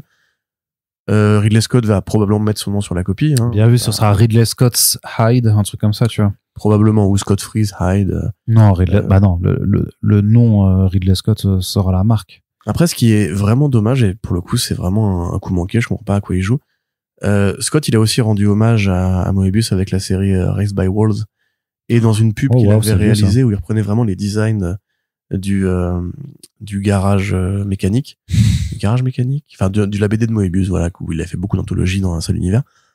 C'est un vrai bon dessinateur en fait au départ. Scott, il a étudié la peinture, le dessin. Okay. Si vous regardez, tape Ridley Grahams sur peut-être qu'il fera des couvertures. Tape Ridley Grahams sur Google. Je m'exécute. En fait, il avait justement appris à dessiner en copiant le coup de crayon de Jean Giraud. Et il avait en fait, si vous regardez donc les Ridley Grahams, en fait, c'est les storyboards de Alien qu'il a vraiment conçu en fait comme une sorte de bande dessinée avec vraiment des passages de cases, une vraie esthétique c'est beau. en crayonné et tout. Et ce mec, il a jamais voulu faire de comics alors qu'il a un talent pour ça. Et qu'aujourd'hui, bon, quelque part, c'est peut-être pour ça qu'il se fait ce projet, c'est oui. pour revenir à un amour qu'il n'a jamais connu. Il a dit dans le communiqué de presse, les comics, c'est de la balle et tout, j'adore ça. Mais quelque part, c'est un peu dommage que tu te dis, ce mec qui a vraiment un vrai grand talent graphique aurait pu faire lui-même de la bande dessinée en complément de sa carrière au cinéma. Bon, malheureusement, ça ne va pas arriver et il va probablement tourner des films jusqu'à ce qu'il en meure parce que le mec fait un film ou deux par an depuis quelques années. La qualité est plus forcément au rendez-vous d'ailleurs. Bon, je sais pas trop quoi en faire. C'est une annonce de partenariat de projet. On a vu beaucoup de producteurs, beaucoup d'Hollywoodiens qui viennent dans les comics avec plein d'idées et tout. Non, mais c'est ça. C'est depuis que Keanu Reeves a fait ça, les gens ils s'y engouffrent quoi. On a vu une quantité de noms de Emilia Clarke, de David Duchovny, Patton Oswalt, Kevin Smith, Jamie Lee Curtis, le réal de Drag Across Concrete aussi. Oui, donc voilà, il y a tout. Il y a le projet de Planet Death aussi chez Bad Idea. Ronda Rousey, Sean Gunn aussi, Kyle Allen avec Joffo, même Ma Dong-seok aussi qui fait un comics avec Christopher Priest et Jay Lee. C'est vrai. Qui n'a toujours pas d'ailleurs reçu de date de sortie. Je commence à être un peu échaudé. Oui, bah écoute. Mais du coup voilà, là c'est quand même mieux parce que c'est un vrai créateur, mais a priori il ne participera que de très loin. Donc à mon sens, pour l'instant, tant qu'on n'a pas les visuels, c'est pas vraiment super élaboré. Très bien. Et on passe un peu dans une partie que j'appellerais le retour des grands anciens. Rien à voir avec Toulouse, même si on ne sait pas, mais parce qu'en fait on a vraiment dans la vague rétro-nostalgique, en fait il y a aussi des grands créateurs du passé qui se donnent rendez-vous pour faire revenir, alors soit pour revenir ensemble, comme un peu comme à l'heure de leurs grands projets, et parfois pour faire revenir des projets qui les ont un peu rendus célèbres, même si c'était pas forcément les meilleurs. Mais alors on commence du côté de l'indé avec Rob Liefeld qui dit que Youngblood ça va revenir. Il a annoncé sa retraite de Deadpool, mais c'est pour mieux faire revenir une autre de ses créations, donc les Youngblood. Tout à fait. Alors ça peut être un peu longuet ça pour le coup. Bon, on revient au point de départ. Rob Liefeld, c'est un mec qui commence à dessiner dans son adolescence.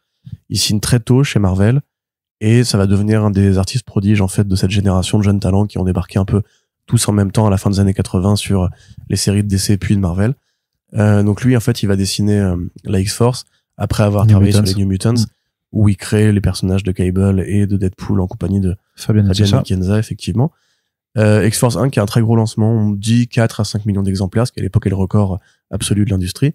Avant que Jim Lee et Chris Claremont évidemment viennent, prennent le record et lui mettent des petits taquets. Voilà, à la Joey Star, paf. Donc évidemment, comme tous ces artistes vedettes, en fait, ils réalisent bien, comme McFarlane qui vendait pareil énormément avec Spider-Man, ils réalisent bien qu'il n'est pas suffisamment payé. Donc il décide de prendre ses copains avec lui et d'aller fonder, enfin ils décident communément, je veux dire, d'aller fonder leur propre boîte et qui deviendra la maison Image Comics. Donc en 92, Image Comics se lance avec McFarlane, Jim Lee, Rob Liefeld, Walt Sportaccio, Jimmy Valentino et Mark Silvestri. Oui, Eric Larsen. Ils sont 7. Attends. Bref, peu importe. Ils sont 6. Chacun en fait, parce qu'on dit Image Comics, c'est un groupe en fait, c'est pas genre une seule compagnie. Chacun a son studio qui fonctionne comme une boîte autonome qui est édité, publié par Image Comics. Donc Image Comics, il y a McFarlane Productions. Non, 7, t'as raison, 7, pardon. Voilà, il y a Wildstorm, il y a tout ce que vous voulez, et il y a donc effectivement Extreme Studios qui est la boîte de Rob Liefeld. Et c'est lui en fait qui tire en premier, en s'inspirant beaucoup des personnages de Chris Claremont et des Teen Titans. Il va créer les Youngblood, donc il y a un confluent de tout ce qui marche à l'époque. Les ninjas, les assassins, les robots, tout ça. C'est une équipe de justiciers un peu Black Ops, comme il en existait beaucoup dans les comics des années 90. Youngblood 1, qui est donc le premier titre publié chez Image Comics et qui est un succès. On estime ça à plus d'1 million d'exemplaires comme Spawn 1. Et ça, en fait, ça confirme que le pari de ces jeunes couillons qui ont décidé de se lancer en solo, il est pas du tout irréalisable. Ceci étant, Rob Liefeld, du coup, il est jeune. C'est pas une personnalité qui est très facile à manœuvrer. Il va en fait accumuler les retards, ce qui va commencer à poser des questions au niveau de l'éditorial. Je remercie d'ailleurs Thomas Rivière qui m'a corrigé à ce sujet. En fait, a priori de ce qu'il nous a dit, du coup, en fait, il y avait une contribution qui était exigée à tous les patrons des différentes boîtes. Et t'as ressorti cette anecdote. Tout à fait, des différentes boîtes de chez Image. Et en fait, Rob Liefeld n'a pas voulu payer la contribution nécessaire, ce qui fait que les huiles en fait de Image ont décidé de le foutre à la porte. À côté de ça, donc il avait fondé Maximum, on en avait parlé quand on parlait de Evangeline, pour créer des personnages qui justement pouvaient échapper entre guillemets à l'impôt Image, et où en fait c'était un peu la boîte poubelle où ils mettaient toutes ces petites créations d'un intérêt qu'on va qualifier de relatif, à moins que vous êtes vraiment des très très gros fans, mais c'était même pas lui qui dessinait la plupart de ces séries-là, etc. Donc, faut savoir aussi un truc, c'est qu'Image Comics s'est fondé avec le soutien d'une boîte qui s'appelait Malibu Comics, qui était considérée d'ailleurs comme un peu un pionnier dans l'usage de la couleur. Elle travaille de la couleur en numérique notamment. Et Malibu Comics, c'est le patron de Malibu Comics, Scott Mitchell Rosenberg, qui va accueillir Rob Liefeld quand il part de chez Image pour fonder une nouvelle boîte qui sera Awesome Studios ou Awesome Entertainment.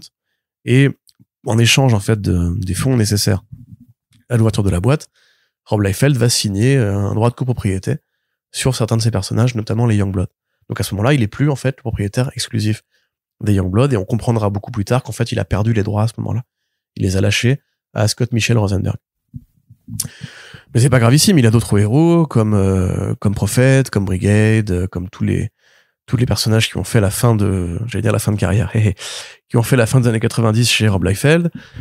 Finalement, Awesome Studios se plante, il monte encore une autre boîte, et puis peu à peu, il disparaît un peu dans le néant. Il va revenir à l'aune de la nostalgie vis-à-vis de Deadpool, il reviendra chez Marvel notamment. D'autres scénaristes comme Robert Kirkman ou Mark Millar passent derrière lui pour reprendre certains de ses héros comme un hommage. Ça devient une légende de l'industrie de Greywood Force, ça devient aussi une bête noire de l'industrie. Et il continue à travailler par-ci par-là sur les Youngblood, puisque il a un accord de principe avec Rosenberg qui dit effectivement, je possède les personnages, mais tu peux, toi, si tu veux, venir écrire et dessiner à leur sujet. Voilà, donc on fait un gros bond dans le temps. En 2019, finalement, Liefeld nous explique que Rosenberg s'est associé avec une boîte qui s'appelle Rev Media, et que eux ne veulent plus en fait travailler avec Liefeld. Alors on n'a que son son de cloche à lui, parce que c'est aussi un mec qui s'est engueulé avec un peu tout le monde. Avec Marvel, avec DC, avec Archie Comics, dont il a été viré au moment de relancer les Mighty Crusaders. Je pense que je vais en fait reprendre mon article sur Rob Liefeld, en faire un bouquin, parce qu'il y a beaucoup trop de choses à dire sur ce monsieur. Et donc ça fait 5 ans qu'on n'a plus de nouvelles de Youngblood.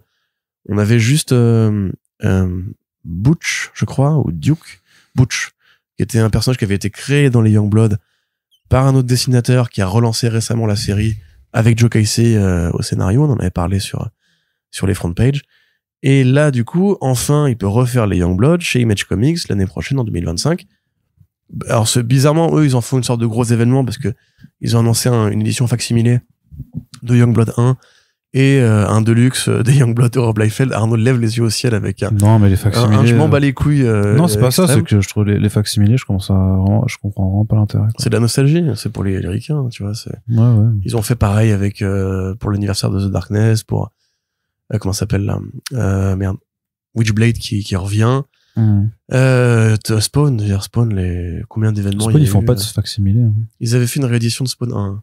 Ouais, sur Kickstarter, je crois. Et pareil, le Toys, la première figurine de... Ah oui, mais si c'est avec une figurine, c'est pas pareil. Non, mais cet élan nostalgie qui consiste à dire, rappelez-vous, les années 90, c'était incroyable. Quand vous étiez jeune, adolescent, maintenant vous êtes des darons, vous avez plus de cheveux. Venez racheter les numéros de votre jeunesse. Ils peuvent avoir encore des cheveux quand même. Sauf que là, tu vois, ça fait que 32 ans, donc 33 l'année prochaine. C'est beaucoup, tu me diras, mais... C'est ton âge, frérot. Mais il y a pas de raison d'en faire un événement particulier. Genre, 33 ans, c'est pas un anniversaire, c'est pas... Oui, mais c'est quand même c'est le retour de Liefeld à l'une de ses créations. Oui. Qui est en plus une de ses plus connues, pas forcément pour les bonnes raisons. C'est probablement la plus connue avec Deadpool, hein. Enfin, Cable, c'est Cable, mais je veux dire, de la carrière indé de Rob Liefeld, on retient quand même essentiellement Youngblood et le reboot de Prophet par Brandon Choi. Les Américains disent même pas que c'est ça, ils disent pas que c'est sa plus famous, mais que c'est sa plus infamous, tu vois. De Youngblood? Oh non, il a fait pire que ça, hein. Les gens sous-estiment Rob Liefeld, en vérité. Bon, ceci étant, voilà, donc ça revient l'année prochaine. Effectivement, on peut considérer que c'est un petit événement ou un gros événement selon le degré de proximité qu'on entretient avec la bibliographie de ce monsieur. Moi, j'admets que personnellement, j'attendais plus grand chose, mais c'est quand même assez amusant de se dire que, voilà, le gars, il s'est engueulé avec Marvel, puis il a fini par revenir, puis il s'est réengueulé, puis il a fini par revenir. Il s'est engueulé avec DC Comics, il se fait virer de chez Archie. Et en fait, régulièrement, il y a ce côté, Rob Liefeld, on sait pas trop ce qu'il fout. Des fois, il crée des NFT, des fois, il sort des romans graphiques sur Kickstarter et qui sont jamais publiés. Des fois, il te sort des numéros anniversaire de Prophète. Genre, il te dit, il y a Prophète 50 qui arrive. Et tu dis, mais il n'y a pas de Prophète 49. Enfin, qu'est-ce que tu racontes? Ça a pas de sens, Robert. Et donc là, voilà, la boucle est bouclée. Puisque finalement, il revient à la série qu'il a un peu rendu vraiment riche sur un plan indépendant, puisque ce qu'il a fait chez Marvel, c'est mieux vendu, mais n'a pas atteint, enfin, ne lui a pas permis de débloquer les mêmes sommes. Donc voilà, amis fans de Youngblood de cette génération, soyez heureux, soyez ravis. Quelque part, son coup de crayon a pas tant vieilli que ça, puisque ça a toujours été assez, enfin, un peu la même chose, quoi. C'est des personnages de front, de face, pardon, qui sautent avec des flingues dans les mains, qui bougent un peu la tête pour faire genre qu'il y a de la profondeur, mais voilà, ça c'est. Là, je commence à être du coup injurieux. J'ai pas forcément envie d'aller. Non, voilà. Mais voilà, en tout cas, la boucle est bouclée. Le mec peut prendre sa carrière tranquillement. Sa retraite. Bravo Rob. Oui, pardon, sa retraite tranquillement. Bravo Rob Liefeld pour ce que tu as fait et voilà. Autre retour plus dans l'expectative, Mark Millar et John Romita Jr. qui vont se retrouver en 2025 pour un projet Millar World et qui ne sera pas du Kick-Ass. Ouais. Voilà. Alors c'est vrai que c'est compliqué parce que effectivement toi Mark Millar t'es quand même assez comment dire ça poliment échaudé. T'es pas forcément enthousiaste sur toutes ces créations récentes. Comme la plupart des gens. C'est le moins que l'on puisse dire. Non, il y a des gens qui apprécient quand même. Toutes ces créations. Non, pas. Magic Order c'est bien. Non. Magic Order c'est mid as fuck. Oh là là là là. Vas-y, on continue liste, vas-y. Nemesis. Les suites, c'est sympa. Nemesis, c'est sympa. The Ambassador, ça aurait pu aller plus loin, mais dans l'ensemble, c'était quand même pas une mauvaise lecture. Prodigy. Non, ça c'est voilà, on est d'accord, merci. Prodigy, c'est pas bien. Nightclub, c'est vraiment pas très bien. Encore que j'aime un peu mieux le deuxième volume, là, mais c'est quand même pas terrible. Space Bandit, c'est pas aimé du tout. Sharky, pas non plus. Ces titres de SF comme ça, je les ai pas aimés du tout. Mais après, c'est plus aussi les dessinateurs dont j'apprécie. Donc, en fait, on est assez d'accord. Pas vraiment le trait. Quand même, The Magic Order, c'est 5 volumes, tu vois, et pour l'instant. Mais du coup, ça fait une série que t'aimes vraiment bien, surtout ce que on vient de lister. Non, parce que les Nemesis aussi. Mais on dit que c'était sympa. Et The Ambassadors. The Ambassadors, mais non, mais t'as pas aimé The Ambassadors. Si, j'ai bien aimé The Ambassadors. Alors, vas-y, rappelle-moi le héros, le nom du héros. Le nom du héros. Hein? Le nom du héros français. C'est pas. Comment il s'appelle? Ce n'est pas ça le principe, c'est l'histoire que j'aimais, c'est pas forcément de retenir les prénoms des personnages. Dis-moi les 5 pays qui sont dans la BD. Il y a la Corée, il y a la France. Erreur, c'était la Corée du Sud. La Corée du ouais. La Corée, il y a la France. Donc tout ça pour te dire la Corée, il y a la France. Tout ça pour te dire que je connais pas les chartes le Brésil, la Corée, la France, le Brésil. Ah putain, merde. Voilà, donc fais le malin. Voilà. Non, mais justement, l'Australie. Il y a la preuve qu'on s'en souvient pas. Il y a l'Australie. Et puis, il y en a un autre. Mais c'était le concept qui était intéressant. Oui, mais justement, c'est un gâchis. C'est sous-exploité. Je trouve que c'était quand même super sympa. Il y avait quand même Frank Whiteley, il y avait quand même Travis Charest. Il y a l'Écosse aussi, puisque le héros punk, c'est un Écossais. Oui, tout à Great Britain, du coup, peut-être, mais je sais pas. Non, il était vraiment indépendantiste. Ouais. Oui, c'est vrai. Ouais, mais je veux dire qu'il représentait le marché, du coup, britannique. Mais toujours est-il que voilà, donc, bon, en fonction des goûts et des couleurs, c'est quand même, en tout cas, du côté de Corentin, c'est clairement pas forcément, ton côté aussi, arrête de te mentir à toi-même, Arnaud. On a la preuve, là. Arrête de faire genre. On n'est plus aussi excité qu'avant quand un nouveau Mark Millar sort. Le truc qui m'excite moins dans cette news, c'est plus John Romita Jr. parce que lui, par contre, d'un point de vue dessin, ces dernières années, je trouve qu'il y a rien qui soit appréciable, quoi. Ouais. Et là, j'ai encore lu des numéros récents, là, de Amazing Spider-Man où il refaisait des trucs dessus. Il y a rien qui soit appréciable. Et c'est vraiment pas bien, quoi. Quel bel euphémisme.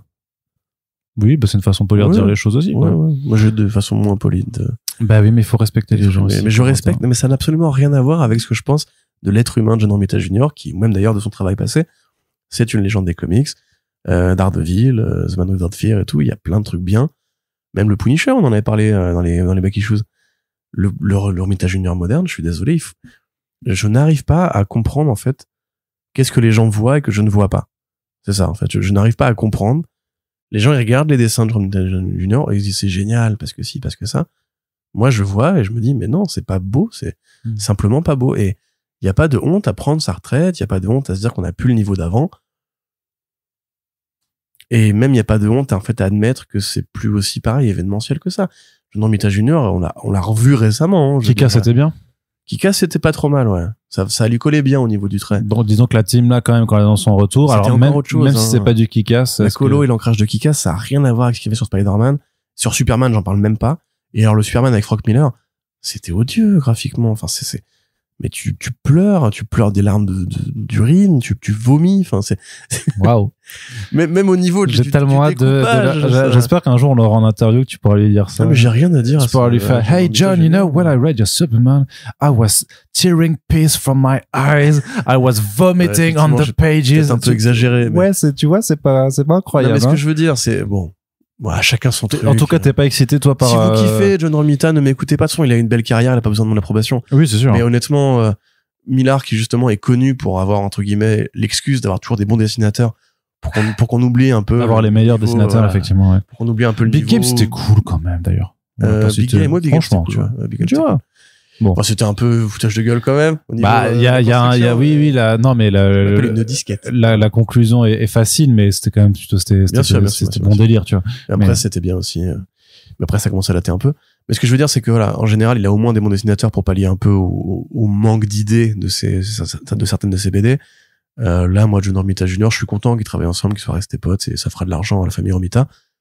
Maintenant, non, ça va, c'est pas ça qui va. Ouais, toi, ça t'excite pas. Et même, je trouve qu'il prend un peu moins de risques récemment, Millar, par rapport à ses choix de dessinateurs. En plus, ce qui est marrant, c'est qu'il l'a dit lors de la conférence à Cultissime, c'est qu'il fait, il dit vraiment, en fait, à un moment, il dit, ouais, il y a que quand t'es dos au mur, en fait, que tu prends le plus de risques, et ce qui est ironique, c'est que tu pourrais dire, mais c'est vrai qu'il a pas le dos au mur. C'est que toi, t'as pas du tout le dos au mur, et effectivement, on le voit bien que tu n'as pas le dos au mur, parce que t'es avec Netflix, tu gagnes très bien ta vie et tout ça, et t'as pas de problème et tout ça, ce qui n'empêchera pas de faire. Moi, plus curieux, effectivement, de son gros projet, de sa grosse idée pour Marvel, que forcément un projet Millar World avec John Romita Jr., mais même si on sait pas si John se réveille, et qu'il décide de changer. Non, ça fait longtemps qu'on n'y croit plus, vraiment. Après, moi, j'y crois pas, parce que sur Spider-Man, je pense qu'il est en mode automatique aussi, clairement, parce que Zeb Wells, il est complètement en mode automatique aussi, franchement. Putain, le numéro Blood Hunt là en tie-in, mais oh là là, mais quel truc. Vraiment, bref, donc désolé vraiment aux fans d'excitation de John Romita, hein, c'est juste vraiment très personnel. Moi, je ne supporte plus en fait ce coup de crayon. Ah oui, mais je pense que c'est quand même partagé aussi par pas mal de gens, hein, et dites-nous ce que vous voyez que Corentin ne verrait pas, si jamais, ça peut toujours être intéressant. Et par contre, du côté de DC, pour toi, tu serais plus chaud alors, parce qu'on est aussi un peu en mode, on ressort les ancêtres du tiroir, avec Jeff Lubb et Jim Lee. Ça, c'est alors c'est à l'état de rumeur chez Bleeding Cool, mais on peut quand même accorder que Reed Johnston a vu juste sur beaucoup de choses chez DC, particulièrement sur tout ce qui est le Paul Batman. Et donc, selon lui, la série en fait, ce qu'il a capté, c'est que la série Batman de Chip Zdarsky, en fait, prend des retards.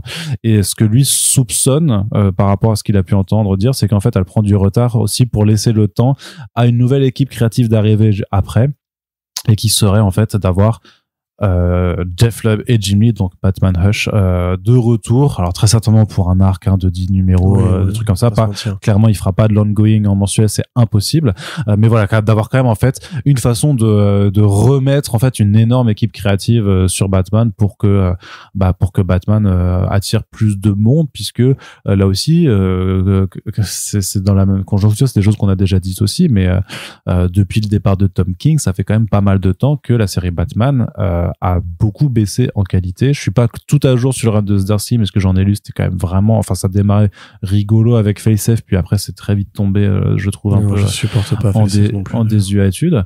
Mais du coup, les runs d'avant de Tanyon et de Ovi Williamson, c'était vraiment pas lisible, c'était pas agréable du tout.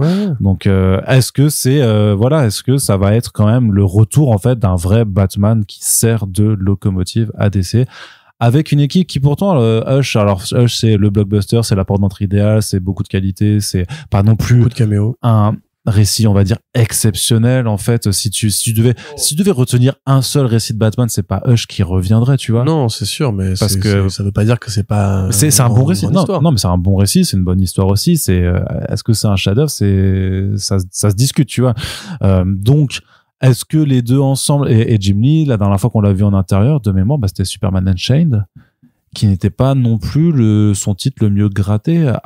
Il avait fait autre chose depuis? Il y a peut-être eu des petites prestations ici ou là, je pense. Attends, il avait pas fait genre si, pardon, excuse-moi, la Suicide Squad de Rob Williams. Oh non, mais on va pas en parler de ça. Bah voilà, tu vois. Donc bon. Non, c'est sûr. En plus, l'arnaque, tu sais, il faisait que 8 pages ou 12 pages et t'avais 8 de backup, enfin un truc vraiment, c'était là, mais après, Jim Lee, ça reste Jim Lee. Mais ça reste Jim Lee, bien entendu. C'est comme John Romita, même s'il devenait mauvais demain, les gens continueraient à dire Jim Lee. Et puis Jim Lee mauvais, ça reste toujours quand même. Bah, c'est le dessin de sympa, comics, quoi. en fait. Ouais, c'est ça. Les gens pensent dessin de comics, ils pensent Jim Lee, c'est. Ouais. Ça va être dur, hein, c'est malheureux. Non, c'est pas malheureux, c'est logique. Il a mérité ses galons et tout. C'est juste la plus grande resta du dessin. Peut-être même de l'histoire des comics, tu vois. Enfin. Ah, bah, quand même. Comme on l'a dit, c'est le plus gros vendeur. C'est l'X-Men des années 90. C'est Batman Hush. C'est ce mec qui vraiment, en fait, est devenu associé. Même c'est la Justice League de Geoff Jones, hein. C'est ce mec qui a été associé au côté le dessin de super-héros. Quand on pense comics, l'alpha truc, c'est cet exemple-là qu'on prend, en fait. Alors après, c'est pas un choix personnel, hein. Moi, j'aurais d'autres noms à mettre en avant, mais même pour tout vous dire, d'ailleurs, je suis pas forcément le plus grand fan du trait de Jim Lee. À mon sens, c'est un dessin qui est très classique, voilà, justement, très musclé, les héroïnes. Bah, classique aujourd'hui. En fait, c'est classique aujourd'hui, mais parce que nous, on l'a pas vu émerger aussi à l'époque. Ouais, bizarrement, je préfère le Jim Lee, justement, mis entre d'autres mains que le scénariste mainstream classique. All-Star Batman et Robin, par exemple, c'est très intéressant de voir comment Jim Lee s'approprie la folie bizarre de Frank Miller. Toujours une histoire d'ailleurs dont j'espère qu'on aura la suite si Jim Lee veut bien la dessiner. Il a pas envie. Mais il manque un numéro en plus, c'est pas ça d'ailleurs. Je crois que c'est ça. Ouais. Bah, il manque la fin en fait, mais ça partait. Enfin, ça a ni qu'une ni tête. Hein. Ouais, mais en fait, grosso modo, la fin, tu rempiles avec des KR beaucoup plus tard parce que c'est déjà Batman et Superman qui vont se taper sur la gueule et tout. Enfin, ça a pas un grand intérêt scénaristique, on va dire, mais c'était ultra rigolo. Et c'est probablement d'ailleurs le meilleur théâtre de Jim Lee en termes de compo parce que c'est écrit par un mec qui sait faire un script un peu starbé, donc ça lui va plutôt bien. Mais ceci étant, pour te répondre, au-delà de mes affinités personnelles, parce que moi j'aime beaucoup Batman Hush, je sais pas si je dirais que c'est un chef-d'œuvre. C'est une très bonne histoire, effectivement. Après, chef-d'œuvre, c'est un mot. Tu vois, si ça avait été dessiné par Tim Sale, peut-être qu'on dirait ouais, c'est un chef-d'œuvre. C'est une question de choix, c'est une question d'époque. Je sais pas si Tim Sale aurait été adéquat pour un truc comme ça, mais. Bah, il a fait du Batman.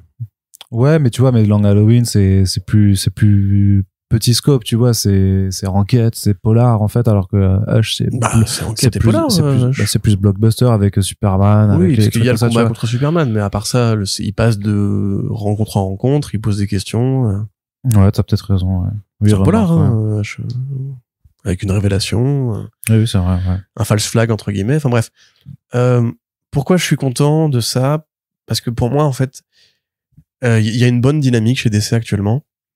Un jeu de mots, Arnaud, Dynamic Duo, ouais, voilà, tout ça, ouais. C'était pas du tout prévisible. Il y a une bonne dynamique chez DC en ce moment. Ils arrivent à trouver, en fait, des façons de se renouveler tout en ne bougeant pas trop de leurs acquis. Il y a des bons scénaristes, des bonnes équipes créatives, des bons dessinateurs. On a parlé régulièrement de Tom King, de Tom Taylor, de l'offre Black Label qui est très bien. Et même pour moi, la ligne actuellement de Dawn of était vraiment plutôt intéressante. Là, et c'est quand même dingue à signaler, Scott Snyder est devenu un bon scénariste de Batman, ce qu'il n'a pas été depuis au moins 10 ans. Faut quand même se le dire. C'est moi, je suis starbé, franchement, en mode, attends, mais ça fait depuis Long Halloween que j'ai pas kiffé, de Long Halloween, Night of the Owls que j'ai pas kiffé du Scott Snyder sur Batman, et je suis vraiment très premier degré quand je dis ça. C'est le mec qui a fait Metal, c'est le mec qui a fait Last Night on Earth, qui est ce pourri. Il revient sur Absolute Batman, et il change rien à sa connerie habituelle, tu vois, genre, avant Wonder Woman avait une tronçonneuse, maintenant Batman il a une hache. Tu dis, ouais, c'est ultra Snyder, mais ça fonctionne. Tu te dis, what the fuck? Donc, à mon avis, il y a un peu une sorte d'esprit un peu doré autour de DC en ce moment. Et c'est vrai que retrouver Jeff Loeb, on en rêvait un peu tous quand on l'a interviewé j'allais dire l'année dernière. Qui nous a fait sa meilleure poker face. Voilà, qu'il a fait une, professionnelle, hein. On lui a dit, est-ce que tu voudrais pas revenir en comics? Il fait, on sait pas, les gars, on sait jamais. Qui peut savoir? Hein? Je sais pas, moi. 3 semaines plus tard, Jeff Loeb va revenir en comics et tout. À mon sens, c'est quand même un très grand scénariste. Je suis content de voir qu'il est pas parti justement comme Frank Miller pour ne plus jamais revenir, parce que c'est des grands noms qui sont importants, c'est des façons d'écrire les histoires qui n'ont pas vocation à disparaître. Et avec Jim Lee, t'es sûr déjà que ce sera un énorme vendeur pour l'année prochaine. C'est vrai. Donc au niveau industriel, pareil, moi ça me fait plaisir, non pas parce que je préfère DC Comics à Marvel, oui, je préfère DC Comics à Marvel, mais parce que je pense que DC fait de meilleurs efforts pour respecter son lectorat en ce moment. C'est proportionnel. Pour l'intéresser, même. Hein. Voilà, c'est évidemment proportionnel. Tout n'est pas bon. Ils ont aussi des saloperies qui sortent par-ci par-là. Mais il n'y a pas le même investissement dans la connerie que ce que Marvel nous propose quand même depuis maintenant bien 3 ans. Donc je suis content, entre guillemets, si DC devient un pôle d'attraction pour aussi le fan de super-héros qui aime bien la qualité. Ça veut pas dire que la série sera bonne. Non.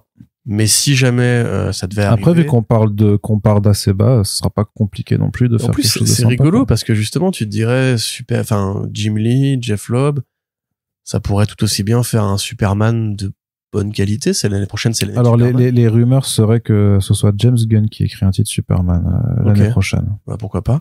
Mais ça, je rédige pas dessus parce que ça c'est vraiment trop aléatoire comme truc. Mais tu vois, ils auraient pu filer la priorité de cette équipe créative là à Superman et ils la mettent quand même sur Batman. Preuve qu'ils ont quand même conscience que c'est Batman, il y a un petit problème de qualité actuellement sur Batman. Qui rappelle encore une fois. Mais au-delà de la qualité, mais c'est ce qui est d'autant plus difficile depuis que Diamond Comics n'a plus le monopole, c'est qu'en fait on n'arrive pas à suivre les chiffres de vente de façon concrète parce que t'as quelques indicateurs mais qui sont jamais statistiquement significatifs. Mais au-delà de la qualité, ce que DC Comics doit surtout voir, c'est les chiffres de vente. Et je pense que s'il y a un changement d'équipe créative, ce sera aussi parce que les ventes de la série Batman, qui sont un peu aussi leur maître étalon, en fait, ne sont pas là où elles devraient être habituellement. Et comme dit, je dis ça alors que je n'ai aucune idée de comment la série Batman vend actuellement, parce qu'on n'a plus d'indicateurs. Je pense qu'ils auraient pas prévu un relaunch, et à mon avis, c'est prévu. Tu penses que ça... moi, je suis pas sûr par contre que ce soit un relaunch, mais... Non, pas un relaunch, je veux dire, là, avec All-In. Ah, All-In, oui. Y compris les bons vendeurs comme Nightwing, parce que ça, on avait encore les chiffres un peu avant la bascule. En plus, on sait que Tom Taylor vend bien. Ils font la bascule sur Nightwing, ils le mettent sur Detective Comics. Pour moi, c'est une façon aussi de dire, ok, lui, vous l'aimez bien, et puis bon, tout le monde connaît Tom Taylor, on va le foutre sur l'autre titre Batman. Si jamais Zdarsky vendait vraiment beaucoup, il aurait traversé en fait le all-in sans problématique. Le fait qu'on ait déjà des rumeurs de remplacement au truc, ça veut quand même dire que je pense que DC comprend que c'était une expérience qui a pas pris, quoi. Ouais, tout simplement. Allez, Corentin, on a terminé pour la partie comics, une petite partie écran télé. Du côté de Spider-Noir, le tournage a enfin commencé et on en saurait un peu plus sur le rôle de Brendan Gleeson grâce aux photos de tournage. Ouais, alors ce serait a priori le personnage de Silvermane, donc Silvio Manfredi. C'est qui? C'est un gangster sicilien, un peu dans la tradition du cinéma américain qui aime bien ces truands de la Cosa Nostra. Donc il est mafieux et il mange des pastes. Après avoir tué un gangster qui lui a fait un affront, c'est ça. Voilà. Donc c'est vraiment pas cool ce que tu fais. C'est vraiment pas cool. Pardon, excuse-moi. Tu pourras m'envoyer une tête de cheval mort dans mon lit demain. Mais je le ferai. Je le ferai parce que maintenant que j'ai vu t'as vu le parrain.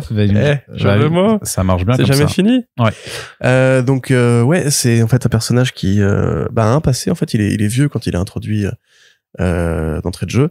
Et ce côté un peu vieux gangster qui a tout vu, tout su, qui a tué tous ses rivaux, qui est arrivé un peu au sommet de la pyramide, ça sert en fait d'un propos sur le fait de vieillir et de refuser en fait de finir par mourir de vieillesse, puisque Silvermane, son surnom justement vient du fait qu'il a les cheveux tout blancs. C'est un personnage qui est obsédé par l'idée de combattre la mort et le temps qui passe.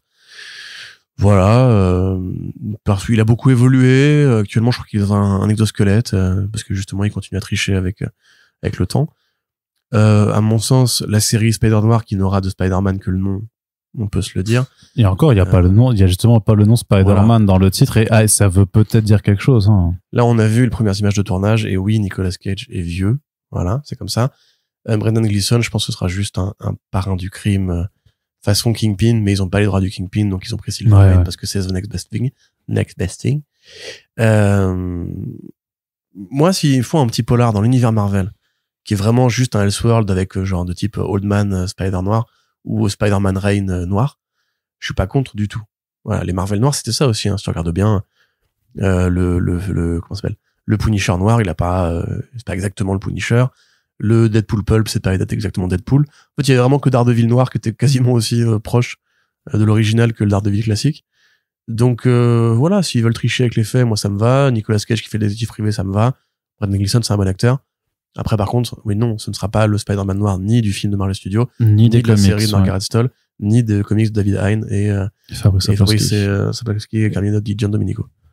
Très bien. Et du côté de Lanterns, le plein d'embauche, puisqu'on a on a eu la confirmation là de Aaron Pierre dans le rôle de John Stewart. Kyle Chandler, ça a aussi été confirmé par Max, par leurs réseaux sociaux, qu'il sera bien donc Hal Jordan. Et on a même un scénariste, un showrunner, je ne me rappelle plus.